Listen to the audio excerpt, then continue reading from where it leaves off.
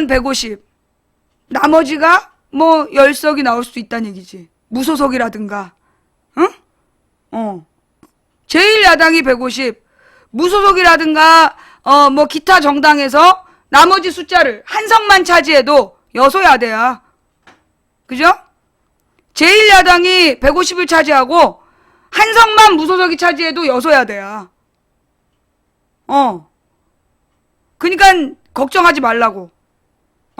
국민들이 제1야당에게 즉 박근혜 정권을 감시하라고, 박근혜 정권을 감시하고 통제하라고 주는 의석수는 제1야당이 150을 넘지 못할 거다. 예. 제1야당이 150을 넘지 못할 거다. 왜? 150을 넘어가면 혹시 교만해서 혹시 국민들을 못 본 척 할까봐 그래서 150 이상은 안 줄 거다. 국민들이 대신 그 박근혜를 옹호하고 국민의 인권을 침해하는 이런 테러 방지법을 통과시킨 자들은 절대 과반을 못 넘는다는 얘기야.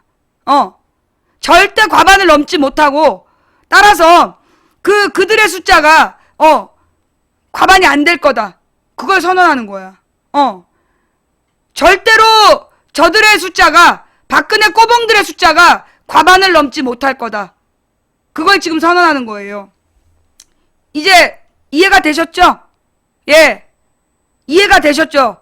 더 이상 걱정하지 마세요. 망치님, 150석이 넘어가면 쟤네가 뭐 선거를 무산시킬까봐 막 그러셨잖아요. 근데 그렇게 되면 어떻게, 걱정하지 말라고. 이 150의 의미는 제1야당이 아무리 노력해도 150 이상을 주지 않을 거다. 그리고 국민들이 박근혜가 워낙 정말 막장짓을 하고 있기 때문에 박근혜의 꼬봉들을 절대 과반수 이상 주지 않을 거다. 과반수 주지 않으실 거다. 그 얘기를 하는 거예요. 네. 뭔 말인지 알았죠? 네. 그러니 너무 이기고 있으면 장기판이 엎어진다. 그런 속담이 있나요? 딱 그런 상황이에요. 자, 그러면 지금 우리가 150석 됐나요? 정신을 차려. 응? 정신을 차려. 그건 아니야. 우리가 지금 막 150석을 이미 얻었나요? 아니라고! 내가 어제도 그랬잖아. 우리가 이길 수 있나요? 묻지 말라고. 지금 우리는 원균이 다 말아먹고 12척 남은 그 초라한 함선에 탄 조선 수군이야. 우리 앞에 지금 300척의 외선이 몰려오고 있어. 이 상황에서 우리가 이길 수 있을까요? 라고 물으면 그게 사람이야, 등신이야? 그 등신이라고. 이길 수 있을까요? 그런 거 그럴 때 물어보는 거 아니야. 그 조선 수군들이 그 자리에서 이길 수 있을까요? 승리를 계산했겠어? 승산을 따졌겠냐고. 여기서 죽자. 그러고 나가니까 이긴 거야. 이길 수 있을까요? 못 이길까요? 계산했으면 다 늦었어. 그 전투에서 이길 수가 없었던 거야. 뭔 말인지 알지? 그러니 이길 수 있을까요? 라는 질문하지 마라. 그 다음 두려워요. 어떡하죠? 자, 여러분 지금 봐봐. 쟤네들이 지금 나한테 오늘 2시부터 작전을 펴갖고 망치 부인을 딱 겁주려고. 망치 부인을 지금 공포에 사로잡혀서 헛발질하게 하려고 작전 피는 거 봤어, 안 봤어? 봤지? 실시간으로 봤지? 그래서 망치 부인이 쫄든가? 망치 부인이 두려움에 떨면서 방송을 접어야 되겠다. 잠수 타겠다. 그러든가? 도리어 역공을 하는 걸 봤지? 그러면 나는 두렵지 않을까요? 두려워요. 어떻게 골리앗 앞에 다윗이 두렵지 않겠어? 당연히 두렵지. 그러나 내가 두려움에 지면 이 싸움은 이길 수가 없는 거야. 나는 두려움을 뭘로 극복해? 분노와 공격으로 극복하는 거야. 우리 모두 두려워. 세상에 이런 대통령이 없었잖아. 정말 박정희보다도 못해. 전두환보다도 못한 박근혜라는 이 초강력 막장을 보면서 두렵지 않은 사람이 어디 있겠어. 우리 모두 두렵지. 건전한 상식을 가진 민주주의자는 두려울 수밖에 없어. 그러나 우리가 그 두려움에 지느냐 아니면 두려움을 극복하느냐의 문제야. 우리는 뭘로 극복한다? 분노와 공격으로 극복하는 거야. 막 벌벌 떨면서 나를 죽이러 오나요? 죽이러 오나요? 그럼 죽이러 오겠지. 그런데 쟤네들이 죽이러 올 듯 할 때 그래 죽여라! 그러고 달려들면 못 죽여. 그놈이 도망가게 돼 있어. 옛날에 작은 고추가 맵다는 속담이 있었어요. 그게 무슨 얘기냐? 겉으로 볼 때 등치가 큰 놈하고 작은 놈이 있어. 그럼 당연히 등치 큰 놈이 이길 거라고 생각해. 그런데 작은 놈이 이기는 경우 보면 그 작은 놈이 어떤 마음을 품었어? 독한 마음을 품고 먼저 선제 공격을 하면 등치 큰 놈이 도망가게 돼 있어. 그런 거야. 우리는 지금 전력상 우리가 갖고 있는 무기나 전력이나 사람의 숫자나 이길 수가 없어. 우리가 이긴다면 그건 진짜 기적이야. 논리적이고 인간적인 계산으로는 이길 수 없는 싸움이야. 그 이길 수 없는 싸움인데 이길 수 있나요? 물어보면 등신새끼지 그건. 우리는 이길 수 없는 싸움을 싸우러 가는 거야. 죽으면 죽었지 지지 않을 거다. 진 팀으로 살아남지 않겠다. 싸우다 죽더라도 난 지지 않겠다. 그리고 우리는 가는 거야. 그러니까 절대 두렵다는 말 쓸데없이 할 필요 없어. 채팅창에 쓰지 마. 포기했단 말 쓰면 영구블랙이야. 이길 수 있냐고 묻지 마. 이건 이길 수 없는 싸움이야. 그 어린 다윗이 골리앗이라는 거인 앞에 설 때 이길 수 있었겠어? 이길 수 있냐라는 계산을 했겠어? 딱 하나만 본 거야. 이스라엘 백성을 무시한 저놈을 가만두지 않겠다. 모든 노력을 다해서 저 새끼를 쓰러뜨릴 거다. 그 생각 하나만 갖고 간 거야. 이길 수 있냐 없냐 그런 계산하지 않는 거야. 그게 우리의 싸움이야. 우리는 300척 앞에 서 있는 12척 조선 수군과 같고 골리앗 앞에 서 있는 다윗과 같아. 둘의 공통점은 뭐지? 절대 이길 수 없는 싸움이었다. 두 번째 공통점 뭐지? 둘 다 이겼다. 세 번째 공통점 뭐지? 죽을 각오를 했기 때문에 이겼다. 간단하지? 우리는 조선 수군 그 이순신의 함대에 있었던 조선 수군 혹은 골리앗 앞에 서 있는 다윗과 같은 처지야. 그들에게 세 가지 공통점이 있어. 첫째, 절대 이길 수 있는 전력이 아니었다. 근데 둘째, 둘 다 이겼다. 셋째, 죽을 각오를 했기 때문에 이겼다. 우리는 그 세 번째 역사를 쓸 거야. 우리가 이순신의 조선 함대와 조선 수군과 골리앗 앞에 쓴 다윗 그 이야기의 세 번째 버전을 2016년에 우리가 만들 거야. 내가 그랬잖아. 40일 동안 우리가 기적을 만들 거라고. 내가 박원순 시장을 시장으로 만들어가는 과정 2011년 지켜본 사람들 있죠? 봤지? 2011년에 내가 아무도 박원순이 시장이 될 거라고 차마 상상도 못하던 시절 내가 박원순을 시장 만들겠다라고 작정을 하고 일을 벌이는 거 봤죠? 나는 이번에는 박근혜의 독주를 반드시 막아낼 거야. 내가 2012년 대선 때는요, 분명히 얘기했어요. 내가 중간에 잡혀갈 거다. 중간에 잡혀가서 이 게임이 끝난 다음에 돌아와서 너희들을 위로하게 될 거다라고 얘기했지만 난 지금 얘기하고 있어. 나 잡혀가지 않아. 나를 죽이려고 하고 나를 해치려고 무지 노력을 할 거야. 오늘처럼. 그러나 나는 절대 죽지도 다치지도 않을 거야. 왜? 지금 나를 홀로 두시지 않는 그분이 있기 때문에. 전지전능한 보디가드가, 전지전능한 책사가, 전지전능한 이 레이더망을 가진 분이 지금 망치부인 속에 계시기 때문에 절대 내가 중간에 잡혀가거나 죽거나 다치지 않을 거야. 그러니까 그런 걱정하지 마세요. 예. 그런 거 걱정하지 말고 우리는 할 일만 하면 되는 거야.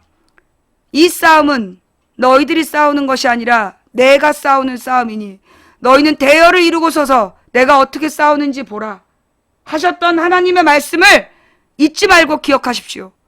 저는 불교 신자인데요. 괜찮아요. 깊이 믿음을 가진 불자나 정말로 깨달음을 얻은 다른 종교인들도 하나님을 느껴요. 진정한 어느 종교의 도에 다다른 사람은 하나님의 말씀을 들을 수 있어요. 그러니 두려움 없이 갑시다. 자, 그럼 두 번째 이야기로 넘어갈게요. 두 번째 질문. 망치님, 쟤네들은 친이 친박인데요. 어떻게 한패로 이번에 테러 방지법을 통과시켰죠? 라는 질문이 많이 들어왔어요. 자, 쟤네들의 세력은 친이계와 친박계다. 친이계는 재벌, 녹화 끊었어요. 예. 녹화를, 아까 4시에 빨리 끊었구나. 쟤네들은 재벌들의 이익을 추구하는 친이계와 그 다음에 군부 독재 시절에 공안, 검사, 경찰, 정보부 출신 요 둘로 친박 이렇게 구성되어 있다. 친이계는 재벌, 친박계는 공안, 검사, 공안, 경찰, 군인 출신 이런 독재 체제의 부역자들 요 둘이다. 그래서 얘네들이 지금 공천권을 놓고 경쟁하고 있다라고 얘기했어요. 자, 그런데 제가 뭐라 했어요? 얘네들은 적으로 갈라설 수 있다. 사돈지간이다. 내가 뭐라 했어? 친이 친박이 적으로 갈라설 수 있는 사이다. 아니면 사돈지간이다. 사돈지간이다. 사돈지간이란 말은 뭐야? 손주가 이 핏줄에서 나오고 저 핏줄에서 나온 손주가 지금의 쟤네들의 미래야. 재벌가와 군부 독재가의 손주들이 지금의 소위 문제 많은 재벌 3, 4세야. 그렇기 때문에 그들은 갈라설 수가 없어. 그걸 인증한 거예요. 이번에 테러방지법을 통과시키는 과정에서 걔네들이 한패라는 한 핏줄이고 절대 갈라서지 않는다라는 것을 인증한 거야. 그러니 우리는 더 이상 고민할 필요 없어. 그냥 그것들은 한패다! 라고 보면 되는 거야. 뭔 말인지 알았지? 걔네들은 한패야. 절대 갈라서지 않아. 왜냐하면 그들의 손주가 이 주식의 지분을 갖고 그러니 주식의 지분으로 얽힌 사이야. 핏줄? 걔 그런 거 없어. 걔네 핏줄 그런 거 없다고. 형제간에 서로 고소고발해서 감옥에 넣고 막 이러는데 핏줄이 어딨어. 그러면 걔네들이 왜 재벌 3세로 이루어진 혈맹이냐? 이 혈맹의 의미라는 게 뭐냐면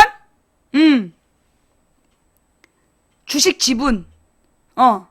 주식 지분으로 연결되어 있는 애들이기 때문에 주식 지분으로 연결되어 있는 애들이기 때문에 결혼하고 이혼하고에 따라서 주식값이 왔다 갔다 하는 애들이야. 이부진이 이혼 발표한 다음에 주식값이 올라갔다며. 그런 식이에요. 그래서 얘네들은 주식을 위해서는 뭐든지 할 수 있는 애들이야. 이권을 위해서는 영혼도 파는 애들이라고. 이번에 테러방지법, 자, 근데 내가 여기서 한 가지 지금 관심 있게 보고 있는 건 뭐냐 하면, 얘네들이 지금 계속 박근혜가 공동으로 통과시켜달라고 요구한 게 뭐야? 야당은 선거구 획정을 요구했어. 박근혜는 두 가지를 요구한 거야. 하나는 테러방지법, 하나는 노동학법. 응? 자, 이번에 논란이 된 게 세 가지인데, 하나가 이제 선거구 획정이었고, 이게 야당이 요구한 거야. 그죠? 그 다음에 박근혜가 요구한 거 두 가지가 뭐냐 하면, 테러방지법하고 노동학법이야. 맞아요? 제가 정확히 본 거예요? 이걸 무조건 같이 묶어가지고 동시 처리해야 된다. 이게 박근혜의 주장이었어. 그죠? 이게 박근혜의 주장이었고, 그래서 원래 이 여야 간에 이것만 먼저 처리하기로 했는데 두드려 맞고 같이 해야 된다 그랬어. 같이 해야 된다. 그런데 막판에 뭐가 떨어져 나갔어? 노동학법은 떨어져 나갔어. 노동학법은 다음 회기로 넘기고 테러방지법만 통과된 거야. 제 말이 맞아요, 틀려요? 제가 제대로 알고 있는 거 맞아요? 제가 알고 있기로는 이 선거구 획정은 야당이 원한 거였고, 그런데 야당이 원한 내용은 비례대표를 늘려달라는 거였어. 그런데 이 새누리당이 기어이 비례대표를 늘려주진 않으면서 선거만 치르기로 한 거야. 그러면서 두 번째로는 이 테러방지법을 같이 처리하지 않으면 선거구를 처리해주지 않겠다. 그게 새누리당의 작전이었어. 그래서 어쩔 수 없이 노동학법은 빼고 이 테러방지법만 통과시킨 거야. 지금 친이계는 테러방지법보다 어떤 걸 통과시키고 싶었을까? 노동학법. 노동학법을 통과시키는 게 친이계의 목적이었어.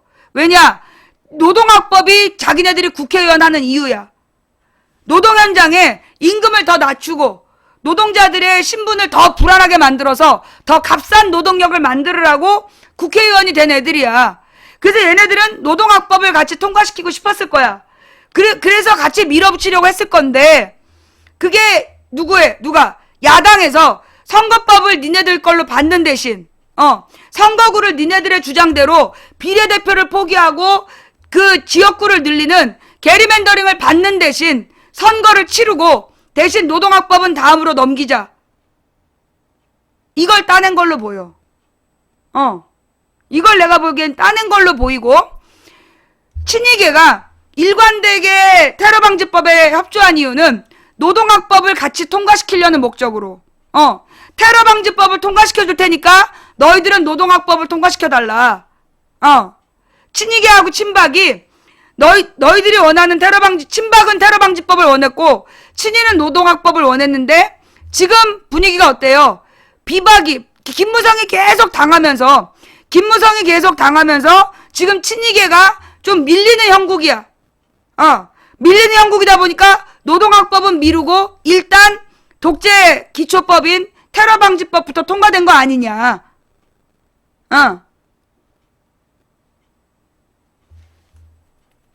나는 그렇게 추측한다 이거지. 예. 제가 볼 때는 지금 그렇게 진행된 거 아니냐. 선거법 통과됐어요. 지난 그 필리버스터를 했던 이유가 뭐였냐면 그 선거구 획정하고 그 테러방지법을 묶어서 통과시키지 않으면 의회를 열지 않겠다는 게 새누리당의 주장이었어. 원래 박근혜의 주장은 선거법하고 테러방지법하고 노동법 세 가지를 다 같이 해서 통과시켜라는 거였는데 이 야당에서 선거구는 비례대표를 많은 쪽으로 가야 된다. 그리고 둘은 절대 안 된다. 요게 야당의 주장이었어. 근데 새누리당이 그 비례대표를 줄이고 지역구를 늘리는 선거법 그러면서 테러방지법 통과시키고 노동학법도 통과시켜야 된다가 새누리의 주장. 그런데 이 두 가지가 합의를 본 거야. 합의를 봐서 비례대표를 줄이는 대신 한마디로 새누리당의 선거구 안을 받는 대신 선거를 치르자. 지금 친박계는 선거를 무산시키더라도 상관없다였어. 친박계에서 계속 이제까지 나온 얘기를 정리해보면 친박계가 박근혜가 대통령이 된 다음부터 계속 얘기한 게 국회 해산론이야. 국회를 해산시켜야 된다. 그 다음에 조원진인가 걔가 추진했던 법이 뭐였어? 김진태였나 조원진이었나? 계엄령법. 계엄령법을 추진했어요. 그게 무슨 얘기냐면 원래 계엄령은 전쟁이나 전쟁에 준하는 상황에서만 발효하게 되어 있어. 선포하게 되어 있어. 그래서 계엄령에게는 뭐가 없어? 시한이 없는 거야. 즉 국가 비상상태가 꺼지면 국가 비상사태가 종료되면 계엄령은 자연적으로 끝나는 거였어. 그런데 지금 친박계 의원들이 2013년 여름에 추진한 게 뭐였냐면 계엄령에 기한을 두자. 노동악법이 뭐냐고 내가 조금 이따 설명할 건데 이렇게 무매너로 특수문자를 써서 너는 강퇴야. 조금 이따 노동학법 설명할게요. 기사 찾아봐봐. 친박 의원이 13년 여름에 계엄령법을 추진했어요. 그 계엄령법이 뭐냐면 지금은 계엄령에 기한이 없다. 기한이 없는데 이걸 6개월이나 1년에 늦어봤자 1년 정도로만 할 수 있다는 법을 만들자. 예.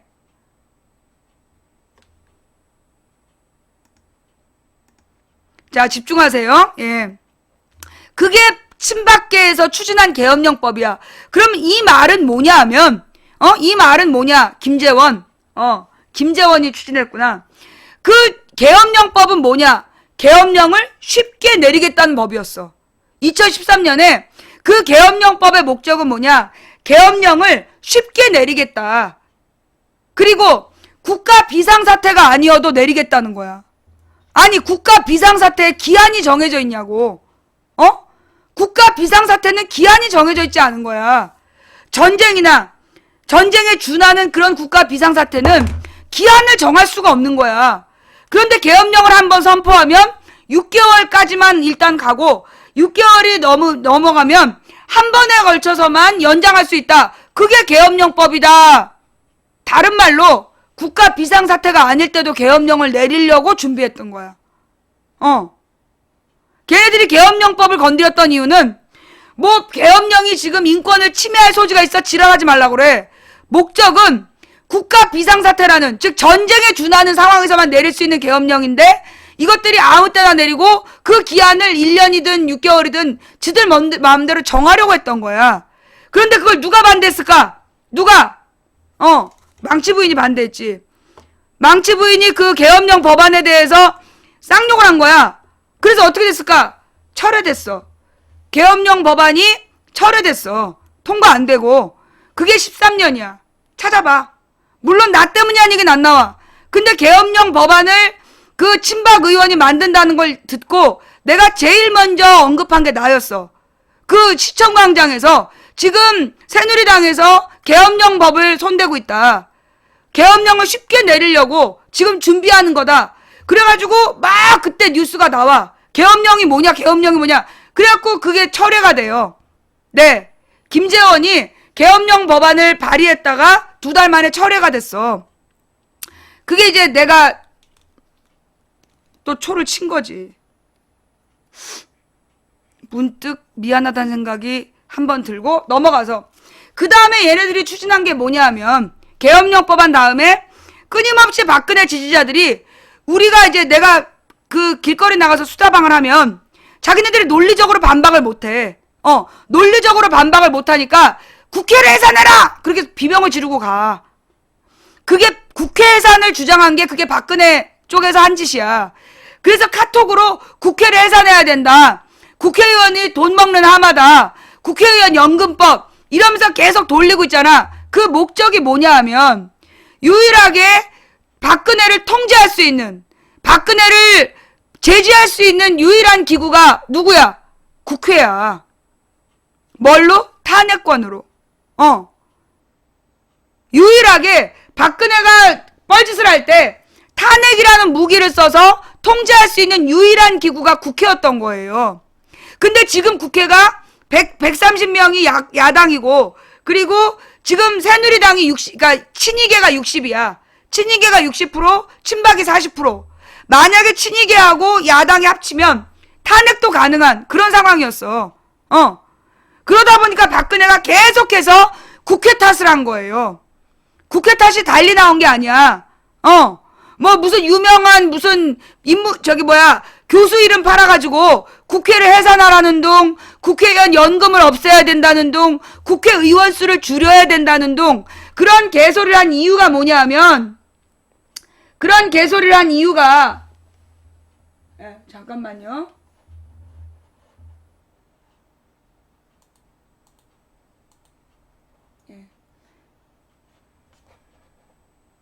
중계방에서 어떤 잡놈이 잡짓거리 하다가 걸렸어요. 잠깐만 기다려주시면 제가 정리할게요.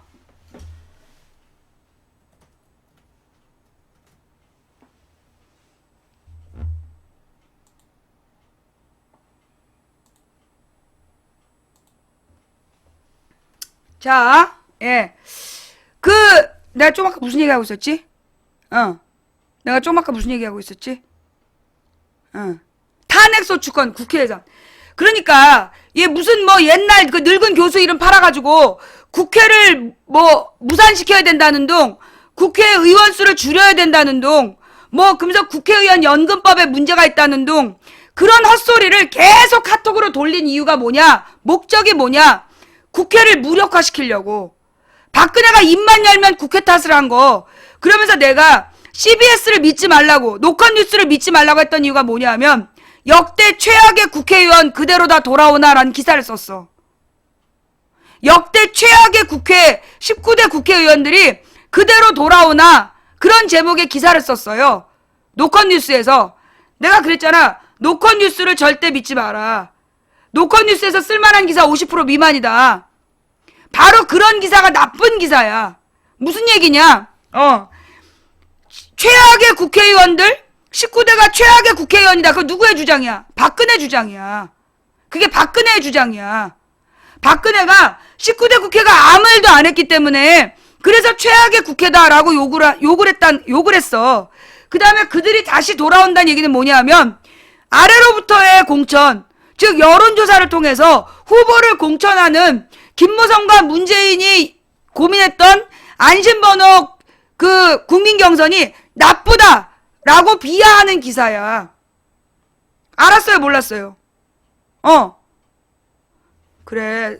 망치 부인은 김정은 개새끼 할 수 있어. 응? 김정은 개새끼.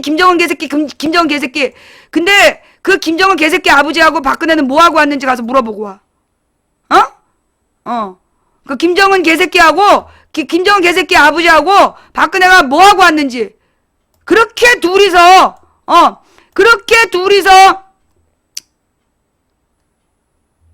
뭔 짓을 해가지고 이렇게 각별한 대접을 받고 왔는지 가서 물어보고 와. 너네 지금 또 건드린 거야? 좋아. 그럼 요 다음에 그래. 그럼 우리 또 카드 뉴스 또 읽어야지. 김정은 개새끼라고 얘기한 네 덕분에 요 얘기 다 끝나면 박근혜 카드 뉴스 할게. 자, 각별한 대접. 자, 기다려.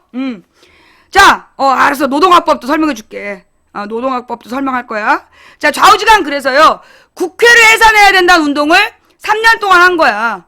그래서 노컷뉴스 같은 것들이 그렇게 기사를 써서 노컷뉴스에 그런 이상한 기자들이 그 국회를 해산해야 될 것처럼 국회가 굉장히 무능했다라고 그렇게 주장하는 거야. 얼마나 무책임하고 악랄한 기사냐. 여러분, 지금 19대 국회에 그 더불어민주당에 있는 을지로위원회 정말 눈물겨웠어요. 을들을 위해서, 갑질에 고통당하는 을들을 위해서, 중소기업이나 골목시장을 지키기 위해서 정말 피눈물 나는 단식하고 정말 그 길거리에서 노숙하면서 개고생했어. 왜 그들이 돌아오면 안 되는 무능력한 국회야? 어디서 싸잡아서 욕을 하고 지랄이야. 노동자, 중소기업, 노점상, 골목시장, 그들을 지키기 위해서 지난 4년 동안 얼마나 눈물나게 싸웠는데 역대 최악의 무능한 국회라고 어떻게 싸잡아서 욕할 수가 있어, 이 썩을놈 새끼들아. 개새끼들이에요. 그래서 여나야나 똑같다 라고 깎아내리는 거야. 또 19대 국회가 무능하다고 욕하는데 좌익교수 그거 기소시킨 거 누구야? 야당 국회의원들이야. 신경민, 김광진, 서영교 이런 사람들이 끝까지 물고 늘어져가지고 결국 좌익교수 기소됐어. 국정원 범죄 묻을 만한 거 생방송이야. 누가 물음표를 그렇게 많이 칠했어. 국정원의 댓글 사건 묻힐 만한 사건인데 망치부인 혼자 외롭고 힘든 싸움하고 있었는데 그 싸움 승리로 만들어준 거 누구야? 야당 정보위원 의원들이야. 왜 싸잡아서 욕을 해?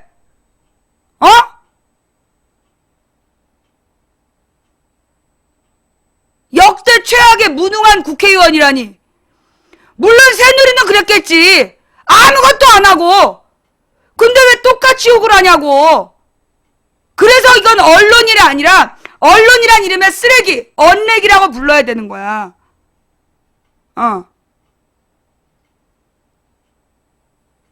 자, 그 다음. 아니, 역대 최악의 국회의원들이 거의 고스란히 돌아오나, 그러면서 아래로부터의 공천, 안심번호 국민경선제도가 굉장히 문제가 많은 것처럼 주장하고 있어. 야, 국민들이 자기 지역의 대표를 자기가 아는 사람을 찍겠다는 거, 그게 안심번호 국민경선이야. 그게 왜 나빠? 누군지 모르는데 위에서 내리꽂는 전략공천, 그게 박근혜가 주장하는 거잖아. 그 기사 쓴 애는 내가 볼 때 박근혜 꼬봉이 틀림없어. 박근혜가 주장하는 거, 친박이 주장하는 게 그게 전략공천론이야. 걔네들이 주장하는 게 전략공천론인데 지금 그 기사는 뭘 비판하고 있어? 국민경선 아래로부터의 공천 후보를 아래로부터 바닥에서 공천하는 걸 비판하는 기사야. 아주 악랄한 기사죠. 그죠? 나쁜 기자야 그거. 자, 그 다음에 지금도 국회에서 테러방지법을 통과하는 과정에 그들이 얼마나 못된 짓을 했는지 알려졌고요. 내가 그랬잖아. 이 테러방지법에서 지들이 주장하는 게 지금 테러방지법 통과됐어요. 테러방지법이 통과됐는데 통과됐다는 뉴스가 거의 없어. 그죠? 그 생쇼라면서 테러방지법이 통과됐는데 테러방지법 통과에 대해서 뉴스가 없어. 이렇게 악랄한 놈들이야. 왜? 테러방지법이 통과된 거에 대해서 국민들이 분노하니까 통과가 안 된 것처럼 물을 흐리고 있는 거야.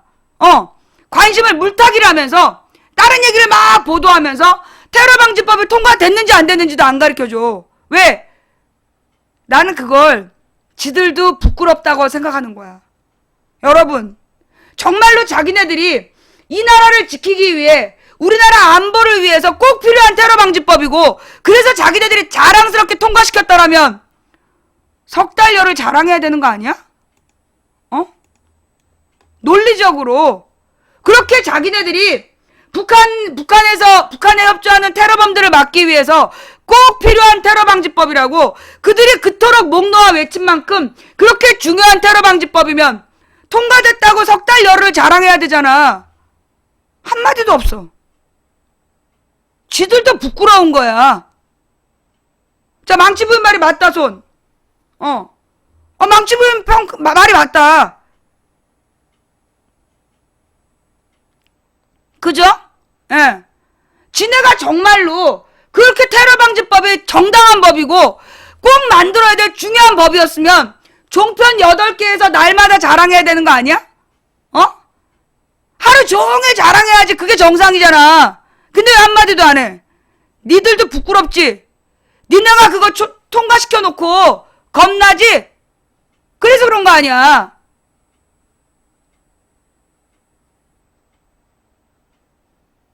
망치부인 말이 맞죠? 논리적으로 그렇잖아. 논리적으로 지네들이 정말로 잘한 짓이면 그렇고 당당하다면 그렇게 국회에서 개소리를 지르면서 당당하게 그렇게 주장했다라면 그 테러방지법에 대해서 자기네가 통과시켰다라고 당당하게 얘기를 했어야지. 왜 안 해? 그리고 고작 그들이 한 건 뭐야? 야당이 거짓말하고 있어요 라는 프랭카드. 야, 그러면서 그 요원들이 광우병 그러고 다녀. 내가 광우병 때부터 다시 얘기해줄까? 광우병, 천안함, 세월호 다 다시 얘기해? 그래. 내가 다음 주부터 특집으로 너희들 그 프랭카드에 걸린 거짓말 시리즈, 너희들이 거짓말이라고 주장한 내용에 대해서 내가 특별 생방송을 할 거야. 다시 한번 짚어보는 이명박 박근혜의 만행들. 이래가지고 내가 광우병 소고기 문제부터 천안함 문제, 그리고 세월호 문제, 메르스 문제, 그 경제정책 문제, 껌껌이 니네들 잘못한 거 역사, 지난 8년간의 폭정에 대해서 내가 특별 방송할 거야. 뭐 때문에? 너네 프랭카드 때문에. 그리고 실내에서 방송에서 완성되면 내가 경상도부터 해서 한 바퀴 돌으려고. 경상도부터 해서 한 바퀴 쫙 돌면서 길거리 수다방으로 알리게. 인터넷 모르는 어른들 많이 사실 것 같아서. 경북 방방곡곡을 한번 가볼까? 내가 그렇게 나가는 이유는 니네가 프랭카드로 우리가 거짓말했다고 썼기 때문이야. 우리가 거짓말했다고 내가 썼기 때문에 내가 경북 방방곡곡을 다시 다니면서 골골 다니면서 내가 얘기할 거야. 그동안 새누리가 한 거짓말은 이명박 박근혜 새누리가 한 거짓말의 실체를 낱낱이 밝혀주마. 너희들 프랭카드 덕분이야. 각오해. 자, 좌우지간 이렇게 해서 지금 이제 얘네들이 이제까지 그 친박 의원들이 했던 계엄령 법안 만지작거린 거, 국회 예산 만지작거린 거, 그 다음에 작년 가을부터 수시로 얘기한 게 뭐야? 이대로 가면 국회의원 선거 연기해야 된다. 이대로 가면 국회의원 선거 연기해야 된다. 시도 때도 없이 떠들었어. 이 새끼들이. 이건 뭘 얘기한 거냐? 얘네들은 과거에 박정희가 노태우가 했던 대로 쿠데타를 일으킬 생각이었는지도 몰라. 국회의원 선거를 기어이 선거구 획정을 미루면서 선거 자체를 연기시키고, 그래서 선거가 연기되면 5월 31일에 국회가 마비가 돼요. 국회가 사라져. 그러면 6월 1일에 갑자기 계엄령을 선포했을 때 막을 대책이 있다 없다? 없어. 박근혜가 이 선거구 획정을 못해서 선거 못한다 선언을 하고, 그리고 선거를 연기하는 거야. 뭐 6월 이후로 6월 이후로 연기를 해? 그러면 뭐 예비선거를 뭐 2달은 최소한 해야 된다 이러면서 선거 연기해버려. 그러면 5월 30일에 국회는 끝나. 6월 1일에 계엄령 선포하고, 박근혜가 비상입법기구 만들어가지고 헌법을 막 고치고 긴급 조치를 내렸을 때 누가 통제하냐고. 통제 못해. 그래서 어쩔 수 없이 선거구 획정안을 통과시키려고 저 테러방지법을 통과시킨 거야. 그랬더니만 또 요원들이 이제 두려워서 어떻게 하나요? 떠나야 되나요? 야, 다음 달에 선거 똑바로 해갖고 국회의원 여소야대 만들면 테러방지법 개정하면 돼. 여소야대 만들어서 테러방지법 개정하면 된다고. 그럼 180석이 필요하구나. 그럼 야당이 180석 가야 되나? 무소속 포함? 다음 달에 선거 똑바로 해서 테러방지법 만든 놈들 말고 반대한 놈들을 다수를 들여보내. 한 180석 들여보내서 테러방지법 개정하면 되는 거야. 그걸 뭘 두려워하고 있어. 그렇게 풀면 되는 거지. 그래서 테러방지법은 통과가 됐지만 끝이 아니야. 일단 민변에서 이 테러방지법이 위헌이다. 그래서 위헌 심판 청구를 지금 준비 중에 있어요. 예, 민변이라면 난 믿을 수 있어. 민변이라면 믿을 수 있다. 자, 그게 이제 이 테러방지법과 선거구 획정에 대해서 우리 국민들이 놓치고 있는 부분이야. 꼭 알고 넘어가야 돼. 자, 그럼 이번에 박근혜가 통과시키려다 실패한 노동학법은 뭐냐? 노동학법. 자, 지금 박근혜가 통과시키려는 노동학법에는 양대 조치라는 게 있고, 그 다음에 5대 악법이라는 게 있는데, 근데 심각한 문제는 양대 조치였어. 그 양대 조치라는 게 뭐였냐면 임금 피크제, 임금 피크제와 쉬운 해고제. 무슨 얘기냐? 자기네들이 해고의 조건을 만들어주겠다. 그게 양대 조치에 들어가. 또 임금 피크제. 그 임금 피크제라는 건 뭐냐 하면 직장을 다니던 뭐 이렇게 그 뭐라 그러나 급수가 올라가면서 월급을 많이 줘야 되니까 월급을 많이 받는 관리들을 자르는 것보다는 이 사람의 월급을 그 피크 거기서 딱 멈추고 더 이상 인상하지 않겠다. 그게 임금 피크제였어. 언제 얘기된 노무현 때 얘기됐던 임금 피크제가 그거였어. 그런데 지금 박근혜 정부에서 주장하는 임금 피크제는 뭐야? 무조건 지금 임금을 반으로 자르겠다는 거잖아. 지금 정규직의 임금을 이 핑계 저 핑계 대서 임금을 깎겠다는 거야. 왜? 우리나라에서는 기본적으로 그 두 가지를 못하게 되어 있었어. 정규직을 쉽게 해고할 수 없어. 정규직을 쉽게 해고할 수 없고 또 정규직의 월급을 마음대로 깎을 수 없어. 그래서 이것들이 옛날에 어떻게 꼬셨냐 하면 정규직한테 연봉제로 가자.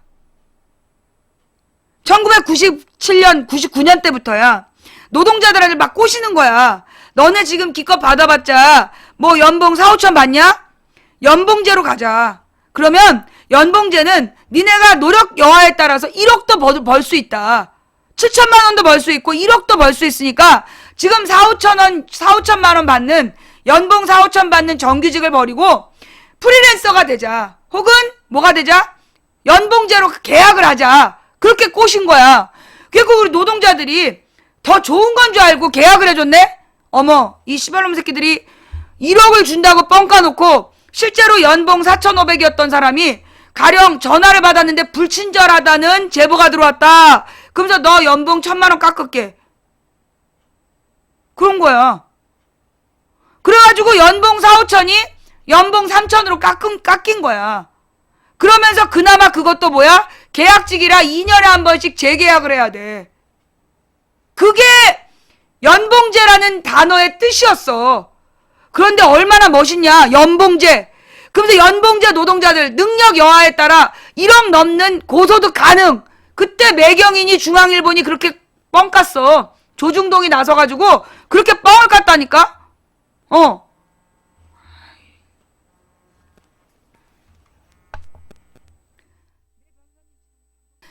자, 그렇게 해서 우리나라의 연봉제라는 이름의 계약직이 나온 게 언제였어요? 김영삼이 통과시킨 노동법 이후에 김대중 정부 때 노동구조가 개편되면서 전부 계약직으로 옮겼어.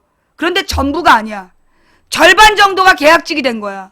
그러니까 김대중 때 IMF가 들어와. 그래서 한 짓이 뭐냐 하면 모든 중소기업을 도산시켜라. 왜? 그 당시 중소기업이 연봉 4, 5천을 받고 있었는데 그 중소기업을 전부 다 도산시키는 거야.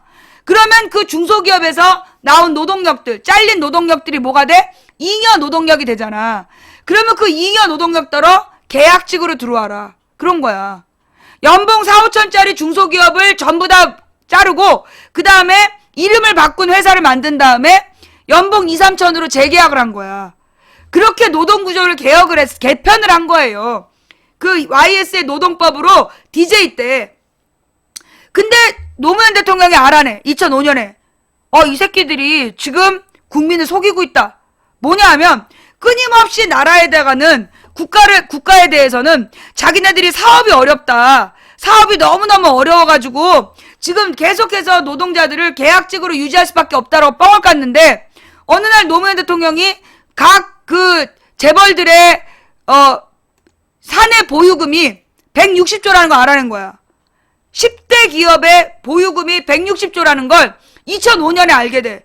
그래서 노무현 대통령이 벌컥 뒤집어지는 거야. 야, 이 새끼들 봐라.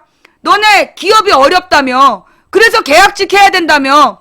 그래서 노동자들이 다 임금이 깎였는데 이 시벌놈들 지네들은 통장에 창고에 160조를 숨겨놨어? 이래가지고 비정규직 법안을 만들어라. 비정규직으로 무조건 2년을 근무하면 의무적으로 정규직으로 만들어야 된다. 그 얘기를 한 게 2006년이야. 2005년 겨울이야. 그랬더니만 이 새끼들이 어떻게 했는 줄 알아요? 2년 동안 그 비정규직 법을 싹 한 구절을 끼워 넣는 거야. 사내 하청제도. 2년 동안 비정규직을 했으면 정규직으로 전환한다는 법안을 만들었어. 근데 그 밑에 악마의 한 줄을 넣은 거야. 사내 하청을 줄 수 있다. 그 사내 하청이 뭔지 몰랐어. 그런 제도가 우리나라에 없었던 거야. 근데 이 쌍놈 새끼들이 2005년, 6년, 7년, 2년 동안 사내 하청 제도를 합법화시킨 거야. 원래 그런 제도가 없었는데. 그게 뭐냐? 한마디로 현대나 LG나 삼성에서 직원을 고용하면 그건 반드시 정규직만이었어. 그러니까 어떻게 삼성, LG, 현대가 그 ABC라는 대리회사, 바지회사 사장들하고 계약을 맺어. 그럼 이 바지회사 사장이 자기가 비정규직을 모집을 하는 거야. 비정규직들을 모집을 해가지고 계약을 2년짜리를 해서 노동자를 대주는 거야. 본사에. 그래놓고 2년이 지나. 그럼 얘는 당연히 정규직을 대야 되잖아. 회사를 망해. 회사 문 닫아. 그 위탁업체란 말이 그런 거야. 위탁업체. 그래가지고 그 위탁업체에서 그 2년이 지나면 회사를 문 닫아요. 그리고 재계약을 하는 거야. 그래서 영원히 비정규직에 머물러 있게 바꾼 거야. 위탁업체, 아웃소싱. 멋있는 말인데 그게 그거야. 하청업체. 원래 본사에서 원래 그 대기업이 정규직으로 고용해야 되는데 정규직으로 고용하면 2년 지나면 정규직으로 고용하면 돈이 많이 들잖아. 연봉 7천 줘야 돼. 그러니까 이 새끼들이 비정규직을 고용해서 썼더니 노무현 대통령이 불법을 만들었어. 그러니까 어떻게 직접 지네가 안 뽑고 대리회사 아웃소싱이니 하청업체니 이런 걸 만들어서 걔네들하고 계약을 맺고 걔네들이 사람을 비정규직으로 대주게 만든 거야. 그게 대기업의 계약직 노동 구조예요. 자, 그런데 이번에 쉬운해고 제도는 뭔데요? 그건 그냥 재계약 안 해주면 되는 거잖아요. 그런 노동이, 비정규직 노동이 우리나라의 절반이야. 비정규직 계약직 노동이 절반이야. 나머지 절반은 예를 들어 선생님, 공무원, 교사나 공무원이나 공사 직원이나 이 사람들은 뭐야? 정규직이야. 지금 얘네들이 밥인 거야. 얘네들을 잘라서 얘네들을 쉽게 해고하기 위해서 지금 쉬운 해고법이라는 걸 만드는 거야. 그 다음에 대기업에는 또 누가 있어? 그래도 정규직이 남아있었어. 대기업에 정규직이 남아있었어. 어떤 비바람이 몰아쳐도 절대 연봉제 계약 안 하고 저는 그냥 이 월급에 만족합니다 이러면서 20년을 버티니까 이 사람이 연봉 7천이야. 그 돈이 아까워. 그래서 만든 게 임금 피크제야. 쉬운 해고법, 임금 피크제. 그게 지금 노동학법의 양대 지침이라는 게 그거예요. 예. 교사들도 이미 이명박 때부터 정규직 교사를 뽑지 않았어. 기간제 교사라는 이름으로 계약직 교사들을 뽑고 있어요. 정규직을 안 뽑고. 그런데 지금 있는 교사들, 그 사람들을 비정규직으로 만들려고 추진하는 게 지금 쉬운 해고법이야. 임금 피크제. 지금 있는 그나마 남은 정규직들을 자르려고, 자르고 월급 깎으려고 박근혜가 시행령이란 이름으로 추진하고 있는 게 쉬운 해고 임금 피크제야. 그러면, 아니, 그 비정규직 교사가 정규직 교사 때문에 자존심이 너무 상했어. 잘 됐네. 저 정규직이 잘리면, 그럼 내가 정규직 되는 거 아니야? 아니야. 경험 많은 정규직 교사가 비정규직이 돼서 나오면 누구의 자리를 뺏을까요? 너의 자리를 뺏는 거야. 경험 많은 정규직 교사가 잘리면 너의 자리를 뺏는 거야. 여러분이 공장에서 노동을 해요. 아, 정규직 저 새끼 나랑 똑같은 일 하는데 저 새끼는 연봉 7천이고 나는 연봉 3천이야. 근데 제가 쉬운 애고, 그럼 이제 내가 이제 정규직 되나? 아니야. 연봉 7천짜리를 연봉 3천을 주고 걔가 너 옆으로 오는 거야. 자, 그러면 쟤는 연봉 7천을 받기까지 15년 베테랑이야. 15년 베테랑이 너랑 똑같은 값을 받고 일하겠다 그래. 그러면 사장이 누구를 치겠냐? 너를 내쫓겠냐? 걔를 치겠냐? 네 자리를 뺏기는 거야. 정규직이 잘리면 비정규직을 정규직으로 올리는 게 아니라 그 정규직을 잘라서 비정규직을 만들고 지금의 비정규직을 몰아내고 얘네들을 쓴다는 거야. 그러면 그래도 일손이 필요하잖아. 그럼 어떻게? 널 일단 잘랐다가 다시 계약을 해. 그땐 얼마짜리로? 연봉 1,500짜리로. 연봉 1,500짜리로. 무슨 얘기인지 알겠어? 정규직을 자르는 이유. 베테랑을 7천만 원 줘야 되는데 그게 아까운 거야. 그래서 3,500만 원짜리 비정규직을 만들어. 그래서 너를 잘라. 네가 지금 3,500 받는데 너를 자르고 걔한테 그 일을 줘. 근데 일손은 2명이 필요하잖아. 그럼 어떻게? 실업자가 된 너를 한 2달, 2-3달 그냥 배고픔에 지쳐서 미쳐 돌아가게 냅두는 거야. 그러다가 몇 달 지나서 전화해. 어이, 아직 놀고 있어? 네, 놀고 있어. 저 너무 배가 고파요. 그러면 어떻게? 급한 대로 이렇게 잠깐 일하는 임시직이라도 할티요? 한 연봉은 많아봐야 한 1,500인데 굶어 죽어가니까 3,500 받다가 1,500이라도 감사합니다 공장장님 그리고 오게 되는 거야. 그게 쉬운 해고법이고 그게 임금 피크제야. 내 주변에 저런 사람이 있다. 한 사람씩은 있어. 그지? 그게 지금 박근혜가 추진하는 양대 지침이라는 이름의 괴물이야. 그 밖에 지금 5대 노동학법은 의료 민영화. 서비스 개선법. 그 서비스 개선법이라는 게 뭐냐? 한마디로 의료 민영화가 목적이야. 그런데 그러면 우리나라의 모든 의료는 국영화예요? 그래서 의료 민영화라는 말은 틀렸어. 의료 영리화. 우리나라의 병원 중에 국립병원이 10%가 안 돼.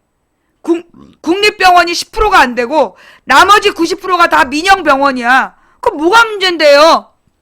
우리나라의 원래 병원의 목적이 영리 목적이 아니었어.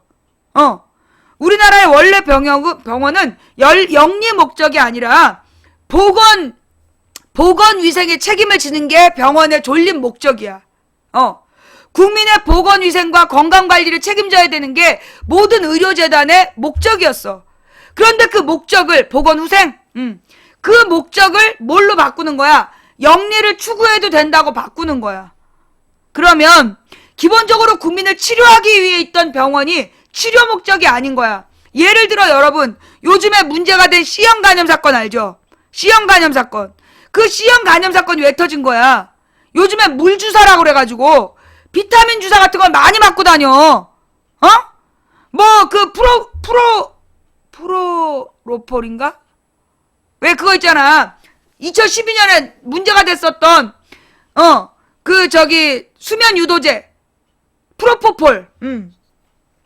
그 프로포폴 같은 것도 일종의 물주사였던 거야. 그게 무슨 얘기냐? 우유주사 이런 이름으로. 그 링거를 상습적으로 맞는 거야, 사람들이. 상습적으로 이 사람들이 이제 링거를 맞는데 어떤 사람은 몸이 너무나 안 좋다라고 의사들이 그래요. 감기가 너무 심하시면 수액주사 한 방 맞으시죠? 그게 그거야. 그 수액주사. 그게 영양제잖아. 그 영양제에다가 비타민 같은 거를 첨가해서 맞는 거야. 그런 걸 이렇게 병원 침대가 하나 정도 있으면 그거는 이제 어쩌다가 정말 중증 환자한테 그렇게 주사를 놓는 거야. 그런데 어떤 병원은, 어떤 의사들은, 여러분 그거 아세요? 의사들이 모두 전문의가 아니라는 거? 전문의와 일반의가 다른 거 아세요? 일반 의사는 뭐냐? 인턴만 따는 거야. 인턴 과정을 마치고, 그러니까 의사 시험을 보고 인턴 과정만 마치면 그게 일반 의사야. 일반의. 그럼 전문의는 뭐냐? 레지던트를 마친 게 전문의야. 어느 한 분야. 그러니까 인턴은 이 분야 저 분야를 다 가서 몸으로 구르는 거야. 그 다음에 레지던트는 그 중에 자기가 전공하고 싶은 분야 하나를 맡아가지고 임상 그 자료들을 보면서 그쪽에 전공의가 되는 거야. 그게 전문의야. 레지던트를 마치면 전문의가 돼. 그 다음에 그 의학 박사는 그 레지던트를 지나서 자기가 박사학위를 따로 따면 뭐 성형외과 성형학 박사가 되는 거고, 뭐 심장 무슨과 박사가 되는 거야. 그런 게 달라. 자, 그러면 이 의사가 인턴 과정을 거치는 게 제일 어려워. 인턴이 제일 힘들고 그 다음에 힘든 게 레지던트야. 그런데 레지던트 과정을 가다가 무슨 문제가 생겼거나 어느 병원에서 쫓겨나거나 이러면 그 사람은 전문의가 안 돼. 얘가 이제 인턴 과정을 마쳤어. 근데 어느 병원에서도 얘를 안 받아줘. 어느 과에서도 안 받아줘. 그럼 얘 레지던트가 못 되는 거야. 그러면 그런 사람 그냥 의사가 돼. 그러면 이런 그냥 의사인 사람들이 뭘 하느냐? 소위 건강검진병원에 가면 사인해주는 의사들 있지. 건강검진병원 같은 데 가서 보면 사인해주는 의사. 그런 사람들이 일반 의사야. 그럼 이런 사람들이 돈을 벌 기회가 없어. 그래서 나온 게 물주사야. 그래서 나온 게 물주사야. 그래서 이 사람들이 돈을 벌기 위해서 주사를 한 방씩 놓으면서 몇만 원을 받잖아. 뭐 2, 3만 원 정도 한다며. 비싼 거는 뭐 거기다 약을 몇 개를 비싼 걸 넣으면 10만 원짜리 하는데 그런 걸 맞고 나면 몸이 한결 개운하다며. 프로포폴도 그래서 문제가 된 거 아니야. 그 프로포폴을 맞으면서 깊은 잠을 자고 나면 몸이 개운해진다. 그래서 연예인들이 막 맞은 거야. 그럼 연예인들은 왜 맞았냐? 5만 원 맞아봤구만. 연예인들은 왜 맞았냐? 이 연예인들은 밤낮이 바뀌어서 일을 해. 밤낮이 없어. 한번 일하기 시작하면 한번 촬영이 들어가면 36시간 48시간 잠을 못 자. 그러면 뭐가 문제가 돼? 수면 리듬이 깨지는 거야. 그러니까 깨어있기 위해서 계속 커피를 마시고 계속 각성제를 먹으면서 일을 한단 말이야. 그리고 나면 자야 되는데 잠이 안 와. 그때 프로포폴을 맞은 거야. 그러면서 잠을 잤던 거야. 그런데 좌우지간 그런 수액 주사들, 이런 주사를 놓으면서 있는 병원은 병원이 아니야. 아니잖아. 수액 주사만 놓는 병원은 병원이 아니잖아. 치료 목적의 병원이 아니잖아. 지금 의료 영리화라는 게 뭐냐? 치료가 목적이 아닌 의료행위를 할 수 있는, 그게 의료 영리화야. 돈을 벌기 위해서 뭐든 해도 되는 거야.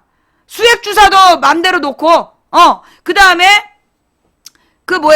아픈 사람만 입원할 수 있잖아. 근데 안 아파도 입원 가능해. 그래서 심리적으로 상담도 받고 골프도 치고 체조도 하고 놀면서 지낼 수 있는, 한마디로 부유한 사람들이 그 병원을 놀이터로 삼는 거야.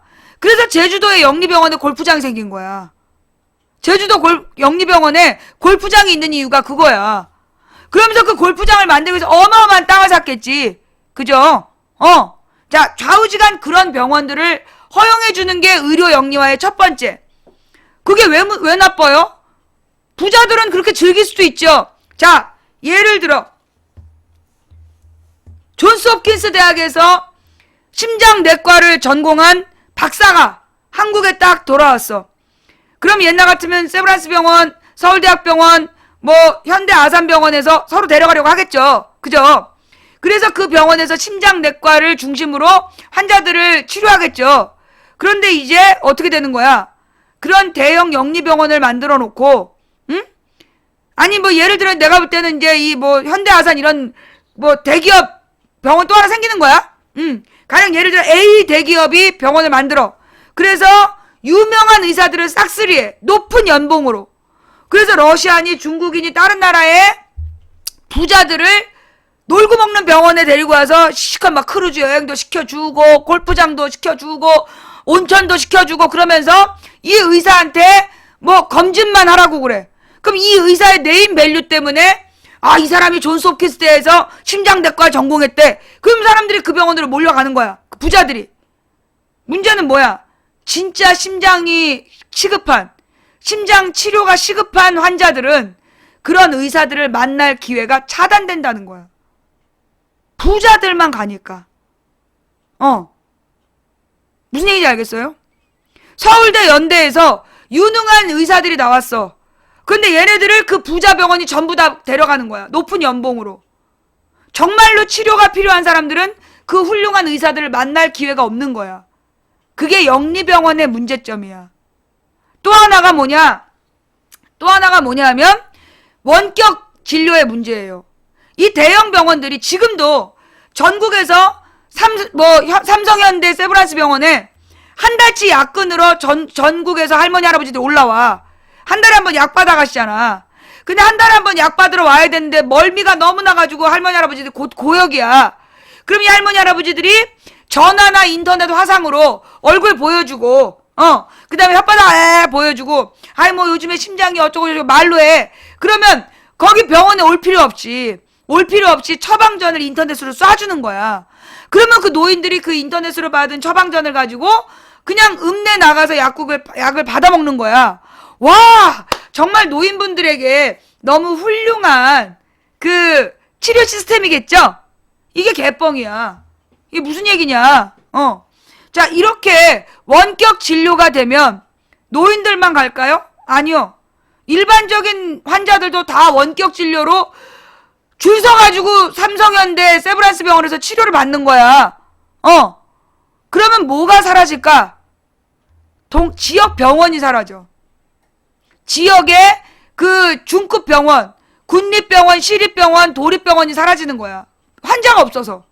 그러면 어떤 일이 발생할까? 한밤중에 아이가 막 형이랑 신나게 놀다가 막 흥분해갖고 얘가 장롱에 올라가서 뛰어내렸는데 그만 부러지면서 뼈가 튀어나와서 살이 찢어졌다. 이거 응급수술이 필요하지. 그러면 옛날에 도립병원이나 군립병원이 있으면 그리 가서 거기서 응급실에서 꼬매면 돼. 그런데 병원이 없어. 그럼 어떻게 해야 돼? 앰뷸런스를 타고 서울로 와야 돼. 그동안에 어린애들은 세포가 빨리 자라기 때문에 살이 막 부어올라. 수술이 늦어져. 신경회복이 늦어져. 영구장애인이 되는 거야. 주치의 제도가 그거예요. 환자의 상태를 등록해놓고 원격으로 치료받는, 그게 원격 진료의 문제점이야. 원격 진료를 하게 되면 환자 입장에서 안 급한 환자는 좋아. 위급하지 않은 환자는 괜찮다니까? 그런데 문제는 위급하지 않은 환자들을 위해서 원격 진료가 생기고 모든 의사들이 쉽게 돈 벌게 되면 정말로 급한 꼭 치료가 필요한 환자들을 돌보는 의사가 사라진다는 거야. 그래서 의료 영리화에 반대하는 거예요. 무슨 얘기인지 알겠어요? 예. 무슨 얘기인지 알겠어? 네.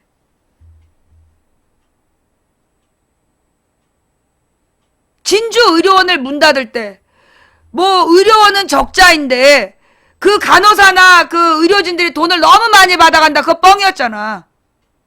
도리어 그 진주 의료원이 국립병원이라서 그 지역의 치매 노인이라든가 굉장히 장기간의 중증 환자들이 그 병원에 장기 입원을 하고 있었어요. 진주 의료원을 폐쇄하면서 그 장기 입원 환자들 전부 다 퇴원시켰어. 근데 이 사람들은 돈이 없어서 국립병원이 아니면 갈 병원이 없어. 그래서 많이 죽었어. 이건 탐욕에 의한 살인이야. 탐욕에 의한 살인. 전 세계에서 가령 이 OECD 국가에서 국립의료원의 비율이 낮은 나라가 미국이래. 미국이 영국이나 프랑스나 독일이나 그런 나라들에 비해서 국립의료시설이 형편없이 낮은 거야. 28%인가 27%. 그래가지고 야만적인 나라라고 막 선진국들이 욕을 하는 거야, 미국한테. 우리나라는 10%. 명함도 못 내밀어. 우리는 10%야. 예. 내가 영국을 갔는데, 영국에서는 영국 왕비도 국립의료원에서 애를 낳는데, 그러면 영국 왕비도 똑같이, 황태자비도 똑같이 3일 만에 퇴원해야 된대. 대신 공짜야. 누구나 공짜야. 그 영국 병원은 다 공짜야. 대신 세금을 많이 걷어서 전부 다 병원 치료를 공짜로 해주는 거야. 그게 영국식 의료. 그게 의료 공영제야. 예. 그게 영국식. 그 다음에 이탈리아도 그래. 이탈리아도 그럼 이제 영국은 영국인들한테만 그 치료를 해줘. 근데 이탈리아에 온 외국인도 그 혜택을 받아. 외국인도 이탈리아에 가서 만약에 병이 났다. 그 기다리면 공짜로 치료를 해줘. 그게 이제 왜냐면 그 이탈리아가 옛날에 그 공산당이 심했대. 공산주의자들이 많았더래서 그래서 이탈리아에 공산주의하고 경쟁을 하다 보니까 국가의 복지제도가 잘 돼 있는 거야. 그래서 외국인에 대해서도 치료를 해주는.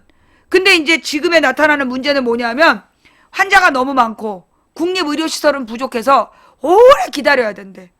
그게 조금 문제이지만 어쨌거나 그 돈이 없어서 치료를 못 받는 사람은 없는 나라. 그게 선진국형 의료, 우리나라식이 그 후진국형. 자, 쿠바는 치료시설은 별로 없어요. 쿠바는 의사들이 맨발로 다니고 되게 의사들이 가난해. 쿠바의 노동자보다 의사의 월급이 작은 나라야. 그러면 쿠바는 왜 의료 선진국이라고 하나요? 쿠바는 치료시설에 신경 안 써.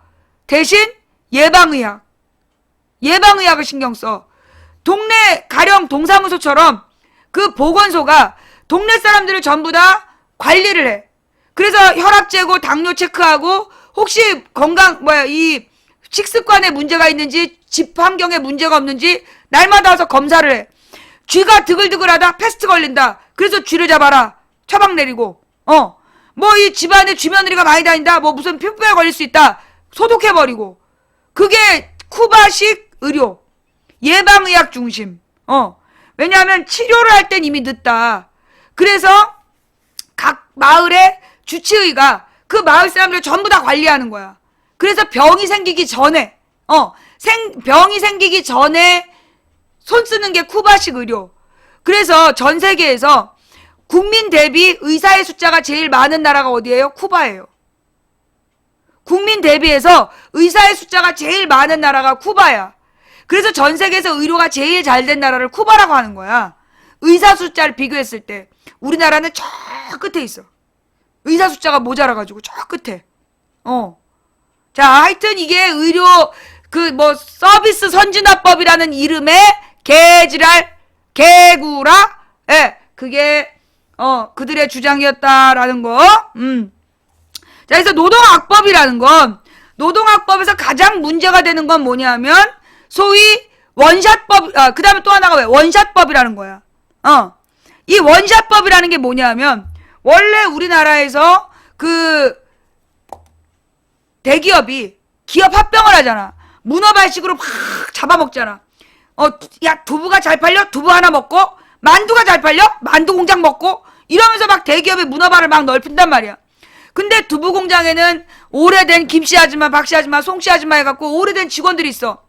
만두 공장에는 박씨 아저씨, 조씨 아저씨, 이씨 아저씨, 오래된, 이 직원들이 있어.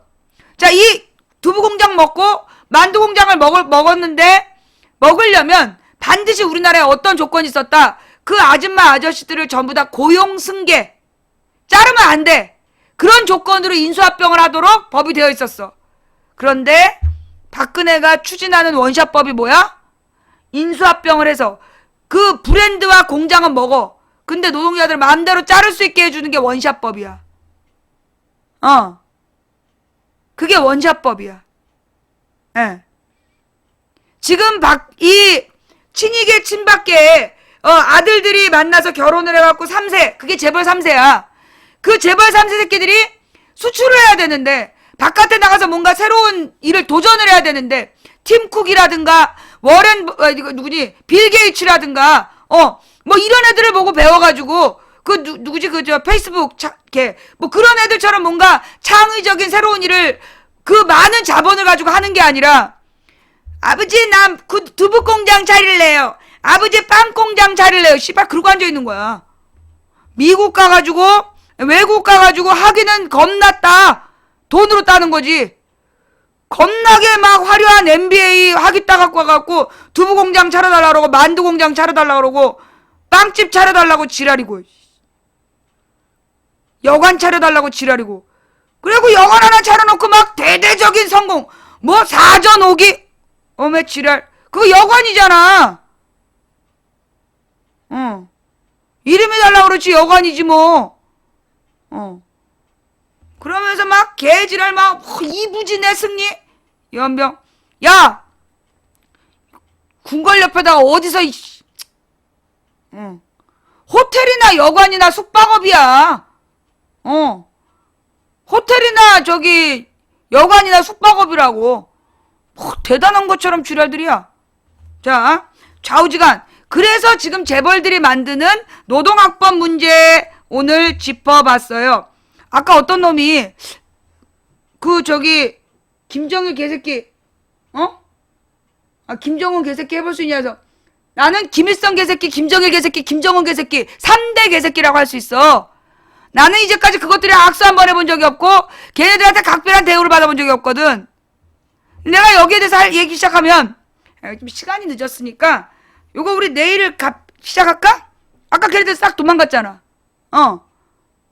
그 박근혜의 각별한 대접, 김정일이한테 각별한 대접 받았다는 카드뉴스 간만에 볼라 그랬는데 내가 오늘 할 얘기가 너무 많아가지고 그건 우리 내일 시작하면서 볼까? 하여간 자, 됐고 이거 얘기했고 자, 또 하나. 오늘 뉴스에, 내일 토요일이구나. 내일 토요일이라서, 방송 못하는데. 언제든, 그럼 이렇게 하자. 언제든 김정일 개새끼 해봐, 그러면, 그 카드뉴스 한번 읽고 가는 걸로.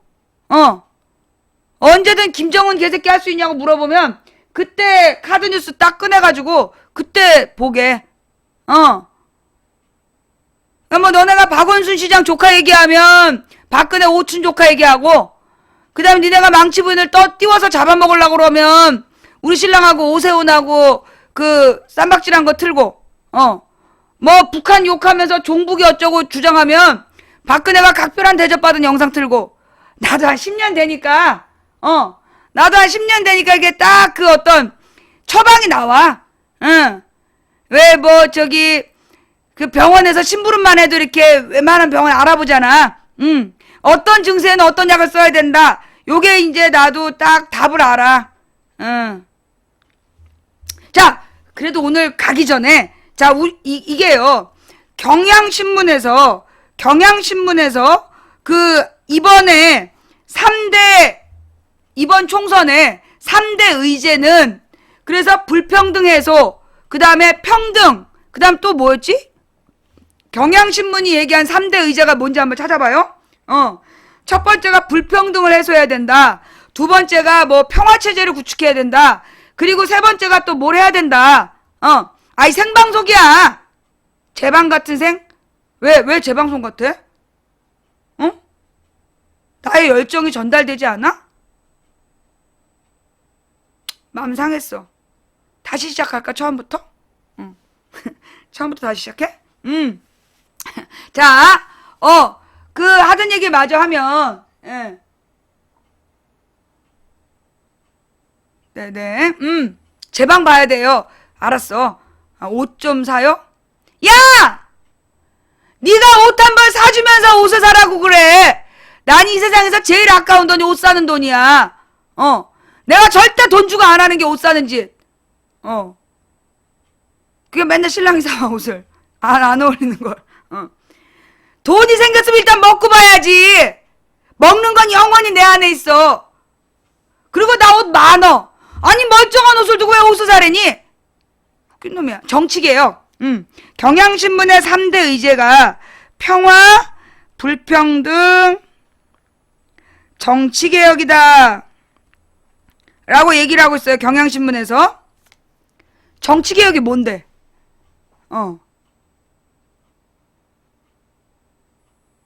내가 그 경향신문에게 묻고 싶은 게 뭐냐? 정치개혁이 뭐냐고. 뭐가 정치개혁이야? 이제까지 안철수가 3년 동안 떠들고 다닌 게 정치개혁이잖아? 아니 4년이지. 2012년부터 지금까지 안철수와 그 지지자들이 떠든 게 정치개혁이야. 정치개혁이 뭐냐고. 정치개혁이 뭐냐 물어보면 답변 있어? 안철수가 얘기한 게 뭐야? 국회의원을 200석으로 줄이겠다. 그러니까 웬 미친 늙은이가 돌아다니면서 국회의원 200석으로 줄여야 된다고 뻥치고 돌아다닌 거 아니야. 정치개혁이라는 말 자체가 얼마나 허망하냐고. 차라리 톡해놓고 선거구 제도를 바꿔야 된다. 소선거구제를 중대선거구로 그렇게 얘기하면 내가 인정을 할 수 있겠어. 국회의원 숫자를 2배로 늘리고 중대선거구제로 바꾼다. 그러면 말이 돼요. 그런데 정치개혁이라는 말은 뭔데? 잡히는 게 없는 말이야. 그 정치개혁 주장한 사람들 뭐가 정치개혁이야? 어디까지가 정치개혁이야? 그냥 많은 진보야당이 존재해서 떠들기만 하면 정치개혁이 되나? 나는 그래서 그 정치개혁이라는 말에는요, 공감이 안 돼요. 물론 지금 정치가 잘하고 있다. 그건 아니라고 봐. 난 무슨 얘기냐? 지금 정치를 잘 못하는 이유는 뭐냐면 구체적으로 우리가 뭐를 요구하지 않았기 때문이야. 우리 국민의 요구가 구체적으로 뭔지를 얘기하지 않기 때문에 구체적으로 그걸 안 한 거야. 그런데 이걸 정치개혁이란 이름으로 뭉뚱그려가지고 설명을 해서는 뭘 해야 될지가 분명하지가 않아요. 그러면 뭐가 필요하냐? 나는 이번 박근혜 정부권에 대한 이명박 박근혜 8년에 대한 재정리가 필요하다고 봐요. 이번 총선에서 필요한 건 박근혜 이명박 8년에 대한 재정리가 필요하다. 이 지식인들이 소위 진보적으로 영향력 있는 지식인들이 그 옛날 말로 사상통일, 의견통일을 봐야 된다고 봐. 우리의 목표가 뭐냐? 박근혜의 결정적 실수가 뭐냐? 그러면 박근혜와 이명박의 결정적 실수를 극복할 우리가 추구하는 대안이 뭐냐? 난 이걸 찾는 게 우리에게 필요한 일이라고 봐요. 제가 지난번에도 말씀드렸는데 박근혜의 잘못을 나는 크게 세 가지라고 봐. 뭐냐? 민생 경제 파탄. 첫째야. 이명박 박근혜 8년 동안 민생 경제가 파탄났어요. 그게 난 첫 번째라고 봐. 두 번째로 외교 안보가 파탄났어요. 외교 안보. 그래서 우리 땅이 지금 전쟁의 위기에 몰려서 하루도 편하게 잠잘 수가 없는, 그러면서 국제적으로는 개망신 당하는 왕따가 되어 있어. 외교 안보 파탄이야. 세 번째로 뭐의 파탄이야? 교육 파탄이야. 세 번째로 교육 문화 파탄. 지금 이명박 박근혜 8년 동안에 벌어진 일이 교육 문화의 파탄, 그 다음에 안보 외교 파탄, 그리고 민생 경제 파탄. 난 요 세 가지라고 생각해요. 요 세 가지. 첫째, 민생 경제 파탄. 박근혜와 이명박이 공통으로 저지른 일. 두 번째, 국제적으로 우리를 쪽팔리게 만든 외교 안보 파탄. 세 번째, 교육 문화의 파탄. 이 모든 것이 결론적으로 우리의 인권을 침해한 거죠. 우리의 인권을 침해한 거. 여기서 지금 그 경향이랑 나랑 공통적인 건 뭐냐면 의제가 평화다. 외교 안보. 그 경향신문이 얘기하는 평화라는 부분은 내가 얘기하는 요 외교 안보 파탄에 대한 답이 평화라고 봐. 누가 평화를 만들 수 있느냐? 요 얘기. 그 다음에 요 민생 경제 파탄이 불평등 해소. 민생 경제 파탄, 불평등 해소. 외교 안보 파탄, 평화적 대안. 그 다음에 세 번째가 지금 그 경향신문은 정치개혁이라 했는데 나는 교육 문화의 파탄. 요 부분에 대해서 우리가 누리과정, 국정교과서, 그 다음에 친일 인명사전 논란, 이 모든 게 통하고 있는 거 아니야? 예. 이 모든 게 통하고 있는 거 아니에요? 그래서, 예. 저는 우리가 지금 해야 될 일은 뭐냐 하면, 그렇죠. 위안부 협상은 외교 안보 파탄이지. 위안부 협상은 외교 안보 파탄이야. 자, 그래서 지금 난 이번 주말에 우리 지식인들이 해야 될 일이 물론 나는 지식인이 아니지만 이 땅에 학력 높은 진보적 지식인들이 박근혜 정부, 이명박 박근혜 8년을 총평하면서 우리가 해소해야 될 과제가 뭔지를 찾아내야 된다고 봐요. 이명박 박근혜 8년 동안 나라가 어떻게 고장이 났고 이 고장낸 나라를 어떻게 바로 세울 거냐. 그러니까 그 교육 문화 파탄에 언론 파탄도 들어가겠지. 교육 문화 파탄에 언론 파탄. 예, 언론이 고장난 거. 그래서 박근혜 이명박 8년 동안에 무너지고 잘못된 내용. 이건 좀 더 확장해서 과거에 김영삼, 김대중, 노무현, 이명박, 박근혜까지 공통적으로 민생 경제는 계속 나빠졌어. 물론 이명박, 김대중, 노무현 때 국가 위기를 극복하고 경제 성장을 이룬 그런 성과가 있었지만 결론적으로 이 대재벌 중심의 지금의 이 산업 구조를 만드는 데는 공통의 책임이 있는 거거든. 근데 이걸 갖다 이제까지 이명박 박근혜는 이게 다 노무현 탓이다! 그 말 한마디로 8년을 버티면서 씨발 나라를 존망하게 만들었어. 그죠? 그래서 우리는 이명박 박근혜 8년을 집중 조명해야 된다. 논점을 잊지 말고 이명박 박근혜는 같은 당이야. 그 당이 8년을 지배한 이 땅의 문제점, 이걸 정리해내자. 그래서 국회의원 총선거는 정치 심판이에요. 정치개혁? 나는 경향신문에게 묻고 싶어. 정치개혁이 뭐야? 정치 권력을 바꾸는 거야. 정치개혁이라는 게 뭐냐? 정치 권력을 바꾸는 거야. 박근혜와 새누리당이 지난 8년 동안 나라를 말아먹었잖아. 그러면 어떻게 하면 박근혜와 새누리당의 권력을 뺏어서 국민이 가질 것이냐?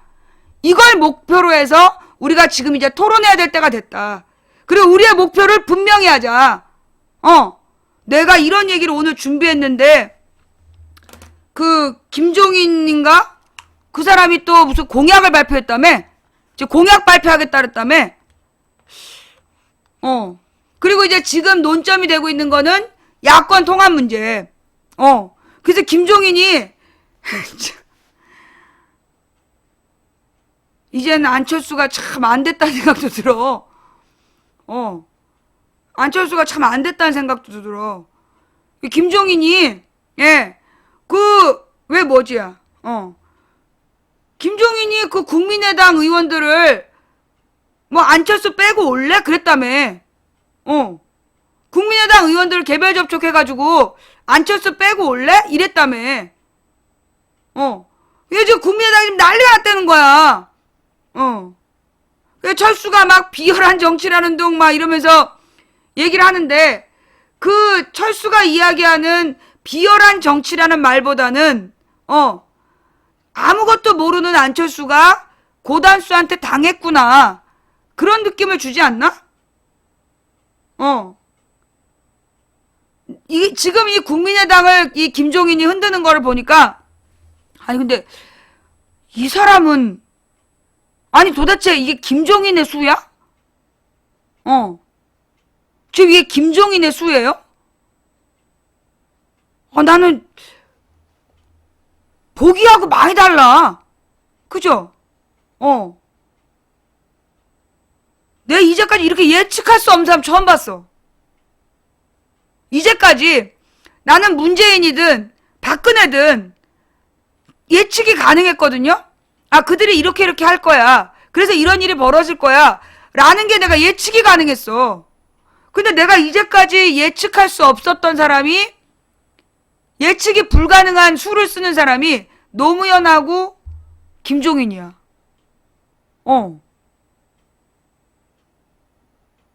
누가 사이패스야? 누가 사이패스야? 너? 아니, 이 사람이 원래 정치를 그렇게 했던 사람이 아니지 않아? 그게 경제학자 아니야? 이 사람 그냥 경제학자 아니었어요? 노쇠함의 정수? 그 안 맞는 얘기지. 노쇠함이란 얘기는 늙고 뭐 낡았다 이런 뜻이잖아. 그럼 좀 말을 제대로 알고 써. 나는 그냥 경제학자라고만 생각했는데 비례대표를 4번을 했어? 김종인이? 그랬구나. 비례대표를 4선. 그랬구만. 나는 그냥 경제학자인 줄 알았어.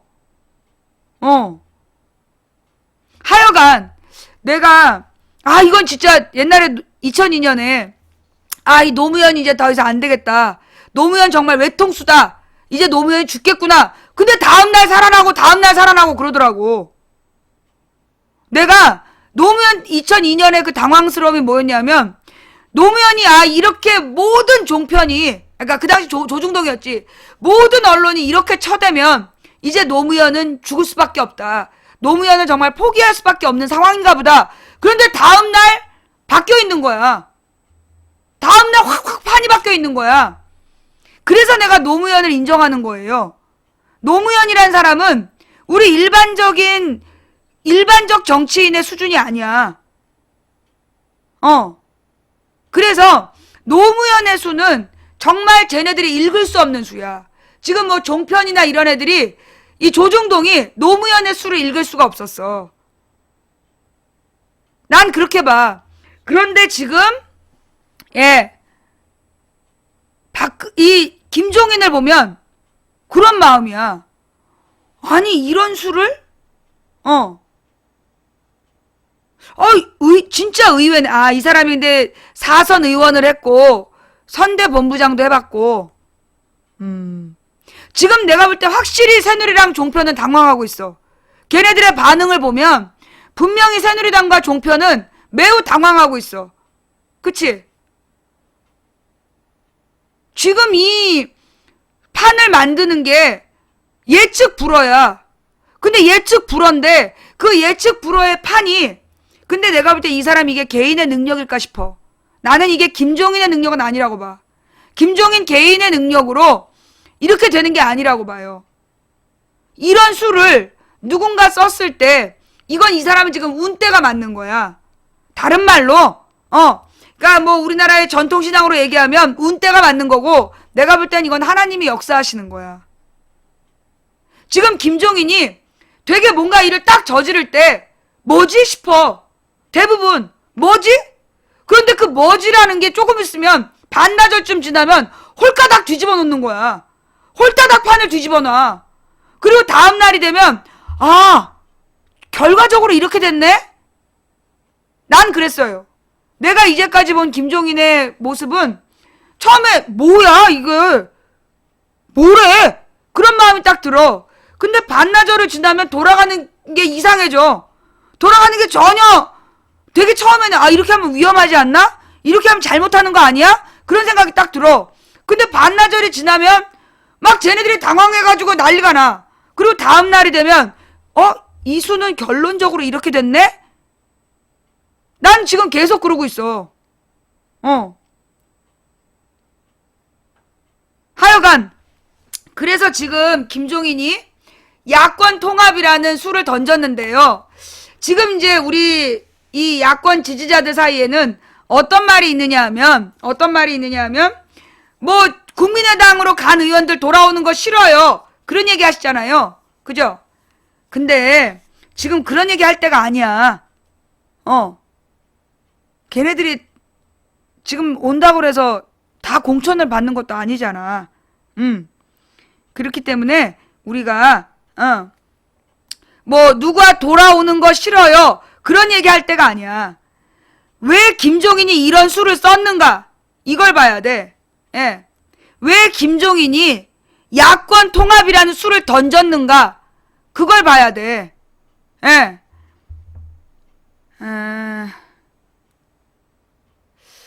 가만히 있어보자.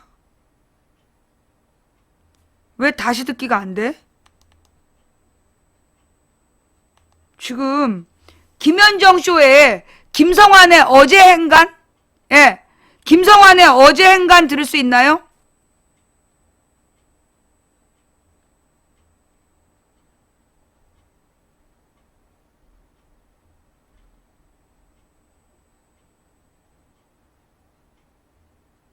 지금 다시 듣기가 29일까지밖에 안 올라와 있는데, 예. 어제 날짜,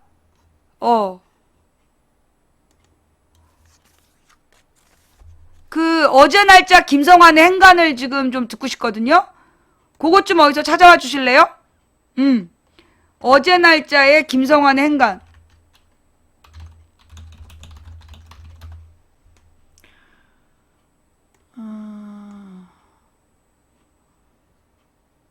최신으로 해서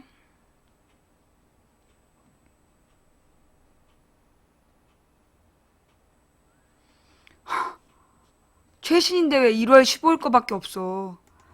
아, 나 이거 팥빵? 팥빵 좀 갖고 와봐. 팥빵.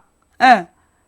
그 팥빵의 김성환의 행간을 찾아오는 동안에 네 요런 뭐 영상이 있으니까 하나 보고 있을게요.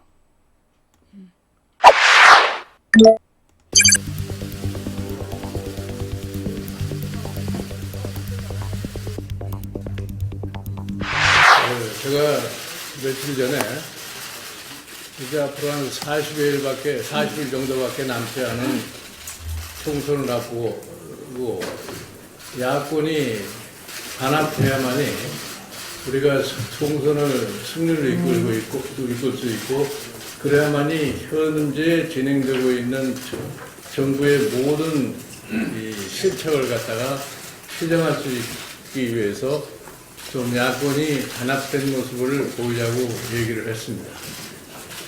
뭐 여러 가지 엇갈린 반응이 있습니다만은 아직도 뭐 며칠간의 시간은 남지 않았나 이렇게 생각을 합니다. 이 더불어민주당이 지난 12월서부터 시작을 해가지고 탈당 사태가 남으로 인해가지고 야권이 지금 분열된 그런 모습을 갖다 보이기 때문에 일반 국민들이 생각하기에 야권의 분열에 대해서 매우 안타깝게 생각하고 지금이라도 다시 그 사람들이 결합을 해가지고서 새로운 야당의 모습을 갖다가 보여줘야 된다고 하는 것이 절실한 소망이라고 저는 판단하고 있습니다. 이러한 과정을 갖다가 일으키기 위해서 저는 이 당에 와가지고서 소위 패권 정치라고 하는 것을 좀 씻어내려고 계속 노력을 해왔고, 앞으로도 이 패권 정치가 다시 이 더불어민주당에서 부활하지 않도록 끊임없는 노력을 할 것입니다. 아울러 그동안에 지나치게 현실성 없는 진보를 갖다가 내걸고 그것이 마치 절대적인 가치인 양 생각하던 이러한 측면에서도 저는 현실성 없는 진보 정책이라는 것은 이 당에 다시는 이 발을 붙일 수 없는 이러한 형태로다가 지금 실행을 하고 노력하고 있는 중입니다. 그렇다고 할 것 같으면은 야권이 단합을 못할 이유가 하나도 없습니다. 저는 이 정당을 어느 정당 못지않게 당내 민주주의를 철저하게 이행하는 정당으로 탈바꿈시키려고서 끊임없이 노력을 갖다 했다는 것을 약속을 드립니다. 그렇기 때문에 어떠한 특정한 목적을 가지고 정치를 시작하시는 분들도 우리 당에 동참을 갖다 하실 것 같으면은 자기의 능력에 따라 소기의 목적을 갖다가 달성할 수 있다고 하는 확실한 말씀을 드립니다.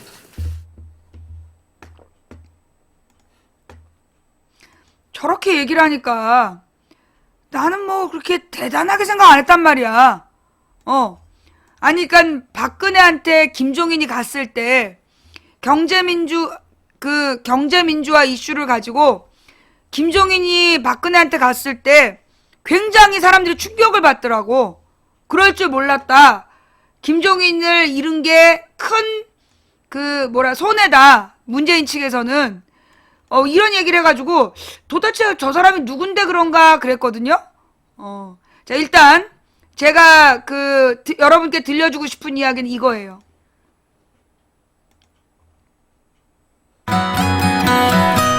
김성환의 행간 시사평론가 김성환 씨 나오셨습니다. 어서 오십시오. 네, 안녕하세요. 야권 통합이라는 화두가 필리버스터가 끝나자마자 툭 튀어나왔습니다. 네, 맞습니다. 예, 김종인 대표가 지금 카드를 먼저 꺼냈고, 네. 요거를 이제 박지원 지금 국민의당에 입당한 박지원 의원은 받아야 된다는 입장. 안철수 대표는 어제 싸늘한 입장, 뭐 이런 상황. 네, 굉장히 좀 복잡하게 엇갈리고 있는 것 같습니다. 행간에서도 정치권 뉴스 하나 좀 들여다봐야겠죠. 네, 그렇습니다. 지금 방금 전에 말씀하신 것처럼 김종인 더불어민주당 대표가 지금 야권 통합을 제시를 했습니다. 이게 굉장히 좀 느닷없다는 느낌을 받게 되는데요.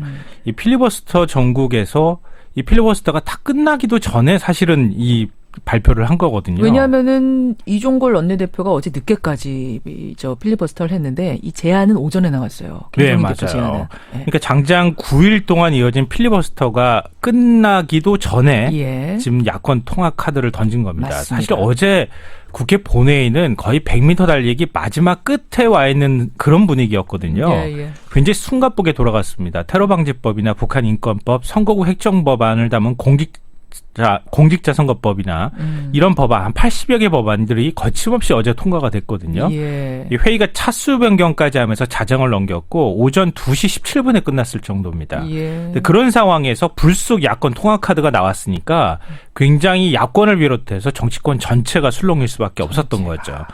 그래서 호련히 야권 통합 카드 꺼낸 김종인. 이 뉴스 행간을 좀 오늘 살펴볼까 합니다. 먼저 그 얘기하기 전에 이번 필리버스터 전국은 어떻게 평가하세요? 이걸 뭐 정치적으로 봤을 때, 정치공학적으로 봤을 때 누가 이득 본 겁니까?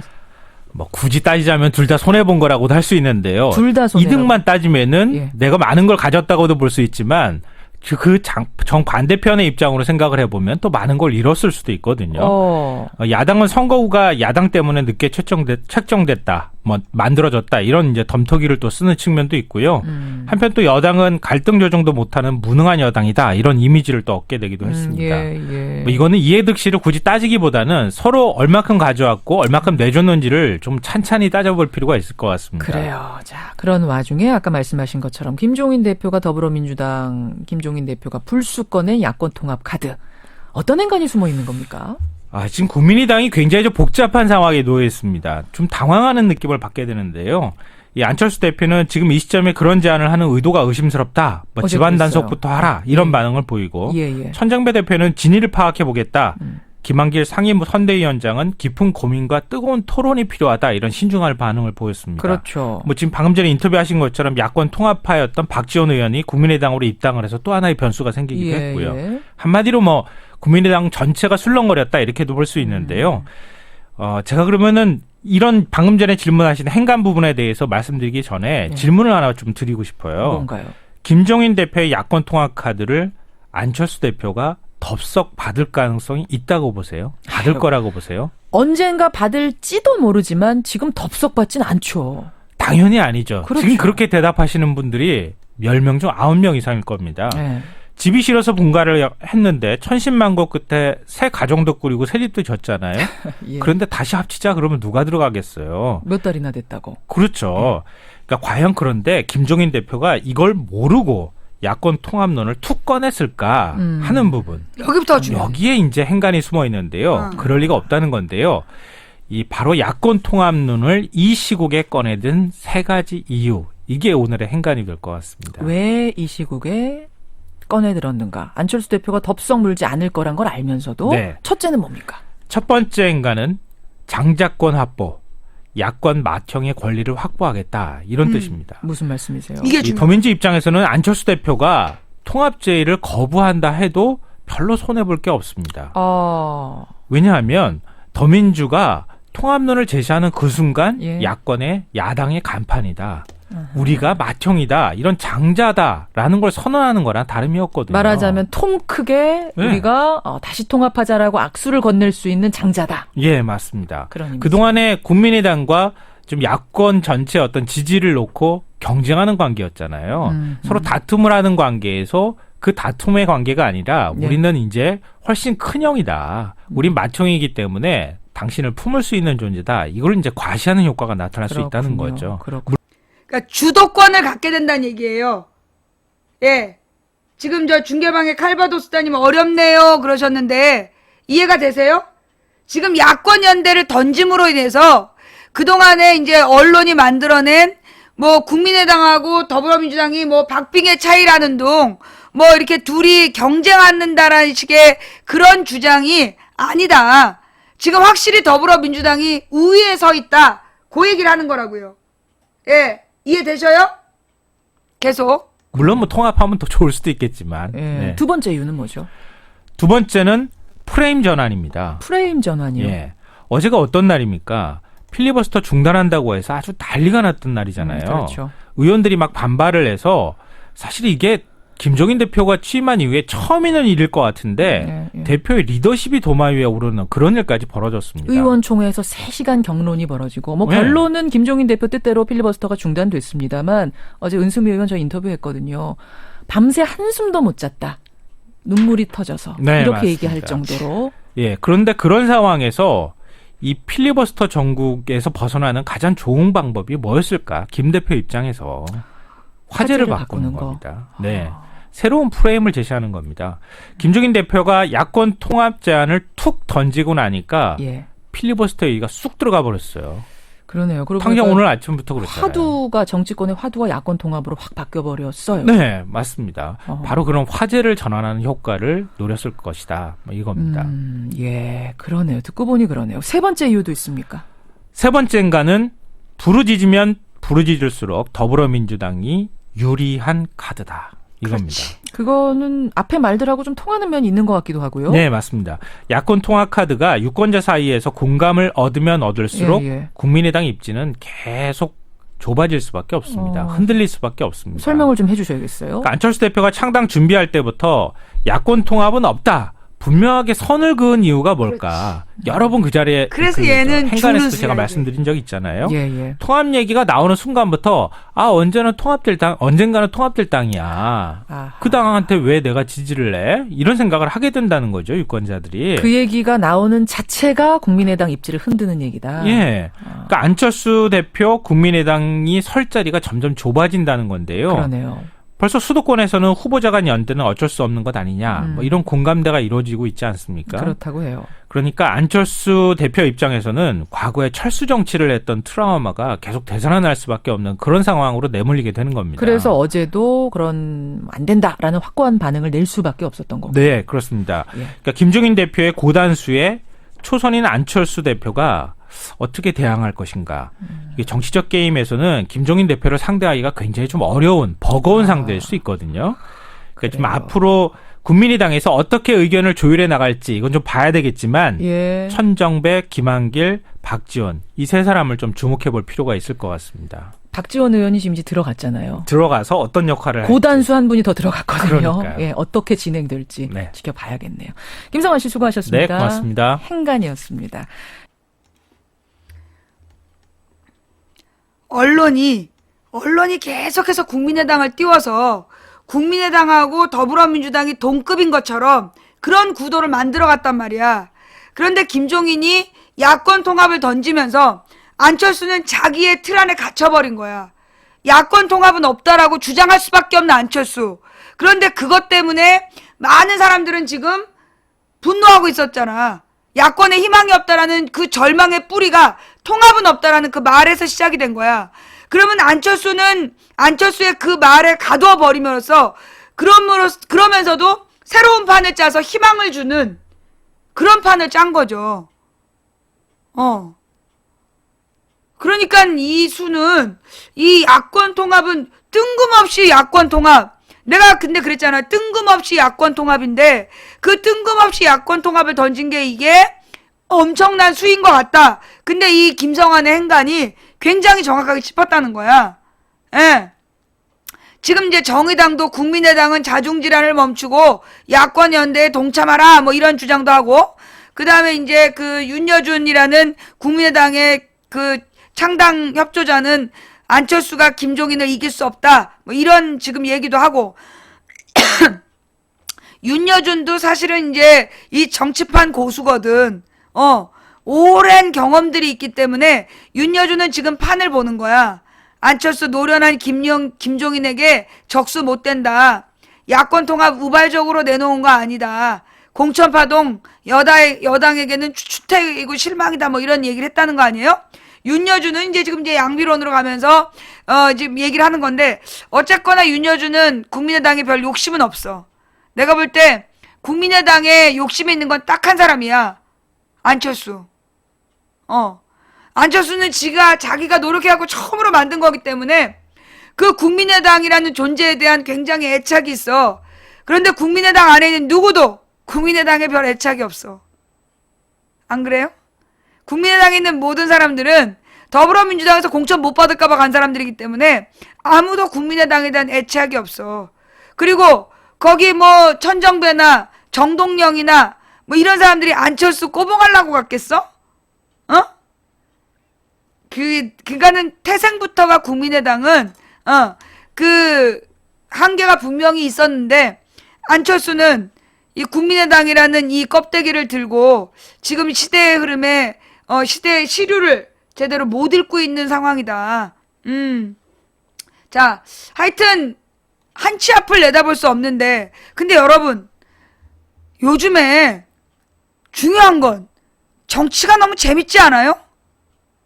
지금 불과 한 3개월 전하고 비교해보면 사실 지난 3개월 전에는 희망도 없고 재미도 없고 뭐 될 대로 되라 이런 분위기였잖아요. 그죠? 그런데 지금 정치가 진짜 재밌지 않아요? 이건 무슨 드라마 뭐 시그널보다 재밌어. 막 하루하루가 너무나 스릴 있고 도대체 어떤 일이 벌어질지 모르기 때문에 정말 재밌어. 어쩌면 이 모든 판이 흔들리고 있기 때문에 우리의 도박이 성공할 수도 있는 거야. 우리의 도박일지 도전일지 모르겠지만 좌우지간 질 수밖에 없는 이 길을 우리가 이기겠다고 출발했잖아. 그런데 지금 벌어지고 있는 이 상황은 결코 우리에게 불리하지 않아. 나는 그렇게 봐요. 현재까지는 우리에게 불리하지 않다. 사실 우리를 굉장히 무시했잖아, 사람들이. 망치부인방에서 뭐 우리가 이길 거다 뭐 이렇게 얘기를 할 때 다 개무시하고 있지 않습니까? 그런데 오늘 갑자기 낮 2시에 망치 부인을 검색어 1위를 만들고 허접한 기사들을 쏟아놓는 저들. 우리 망치 부인 방에서 뭔가 특별한 기운이 만들어지고 있다는 것을 느낀 것 같아. 우리 망치 부인 방에서 뭔가 특별한 기운이 만들어지고 있다는 것을 느낀 거야. 그래서 지금 굉장히 경계하기 시작한 거죠. 그 현실 정치판에 김종인이나 윤여준이나 박지원 같은 뭐 꼬리 9개를 가진 사람들이 있다면 이 인터넷 정치 평론가의 망치 부인도 있다. 나도 나는 뭐 현실 정치판을 읽는다기보다 그 여론 조작단만 내가 12년째 쫓아온 사람이야. 12년째 여론 조작단을 추적해온 사람으로서 이번 판 너희들에게 쉽지 않아. 너희들이 무슨 수를 쓰는지 다 보여. 한번 해보자고. 끝까지 한번 해보자. 어떻게 될지 결론은 모르는 일이야. 오늘 방송 어떻게 보셨나요? 볼만 하셨나요? 방송 초반에 제가 소송 준비 때문에 30분 늦게 시작한 거 진심으로 죄송하고요. 늦게 시작해서 정신도 없는데 이놈의 이 언론 네트워크가 나한테 이렇게 도전을 해가지고 정신머리를 없게 해가지고 방송을 망치고 싶었나봐. 그럼에도 불구하고 우리가 여러분이 기도해 주시고 도와주신 덕분에 하나님께서 우리에게 또 지혜를 주셔서 우리는 오세훈 영상으로 이 언론 네트워크의 경거망동을 한 방에 정리하고 오늘 우리가 걸어가야 될 길을 걸어갈 수 있었던 것 같습니다. 지금 우리가 가고 있는 길은 승리가 보장된, 그리고 어디로 가야 될지를 분명히 아는 갈만한 길이라서 가는 게 아니라 보이지도 않고 험하고 끝이 어떤지도 알 수 없는, 그렇지만 가야 할 길이라서 가는 겁니다. 혼자서 가는 길이라면 포기했겠지요.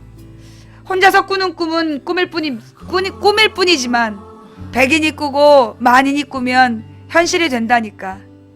날마다 이 허접한 망치 부인의 거실로 수천 명이 모여서 같은 꿈을 꾸고 있는 게 아닐까요? 된다고 믿든 안 된다고 믿든 당신의 믿음대로 된다니까. 되든 안 되든 우리가 손해볼 거 없잖아. 일단 긍정적으로 된다고 믿어보기로 했어. 그리고 우주의 흐름이 바뀌기 시작하지 않았어요? 누군가 간절히 소망하면 온 우주가 그의 소망을 위해 움직이기 시작한다더니 지금 주변에 이상한 일들이 벌어지고 있지 않아요? 이런 걸 보고 기적이라고 그래요. 길이 보이지 않으면 길을 만들겠다고, 빛이 보이지 않으면 빛을 만들 거라고, 어떤 경우에도 우리는 절망하지 않을 거라고, 우리가 같이 이 길을 나섰기 때문에 지금 하나님께서 날마다 기적의 기적을 더하시면서 여러분에게 보여주고 계시는 거예요. 두려워하지 마세요. 포기하지 마세요. 4월 13일 날 우리 한잔 합시다. 자, 지금까지 도봉구 창동사는 불량주부 망치부인이었습니다. 함께 해주신 모든 분들께 감사드립니다. 방이 열리자마자 달려와 주신 여러분 감사드리고요. 이런저런 걱정해 주시면서 응원해 주신 모든 분들께 감사드리고요. 후원해 주신 한 분 한 분 진심으로 감사드립니다. 오늘도 여러분 덕분에 여러분이 모아주신 후원금으로 소송비를 딱딱 긁어서 지금 내고 왔습니다. 감사합니다. 그리고 이 방송을 녹음 녹화 떠서 유튜브와 팟캐스트에 올려주시는 참사장님, 그리고 풍행국님, 여비고님 감사드립니다. 매니저님들 고생하셨습니다. 처음부터 끝까지 응원해주신 여러분 사랑합니다. 감사합니다. 오늘 푹 주무시고요. 오늘 저녁도 잘 지내시고 다음 방송은 3월 6일 주일날 저녁 8시에 망치부인 돌아오겠습니다. 내일은 저도 푹 잘 거예요. 계속 잘 거예요. 자, 시작할 때보다 얼굴이 좋아지지 않았어요? 함께 해주신 모든 분들께 감사드립니다. 정말 저 오늘 방송 못할 뻔했어요. 너무 힘들어갖고. 근데 쟤네들이 기사를 내줌으로써 투지가 활활. 얘들아, 나는 개인이 아니야. 내게는 수천 기도 부대가 있어. 그러니까 함부로 기어오르지 마라. 자, 망치부인이었습니다. 여러분 사랑합니다. 우리 주일날 건강한 모습으로 만나요. 일요일 저녁 8시, 주일날 저녁 8시에 찾아오겠습니다. 감사합니다.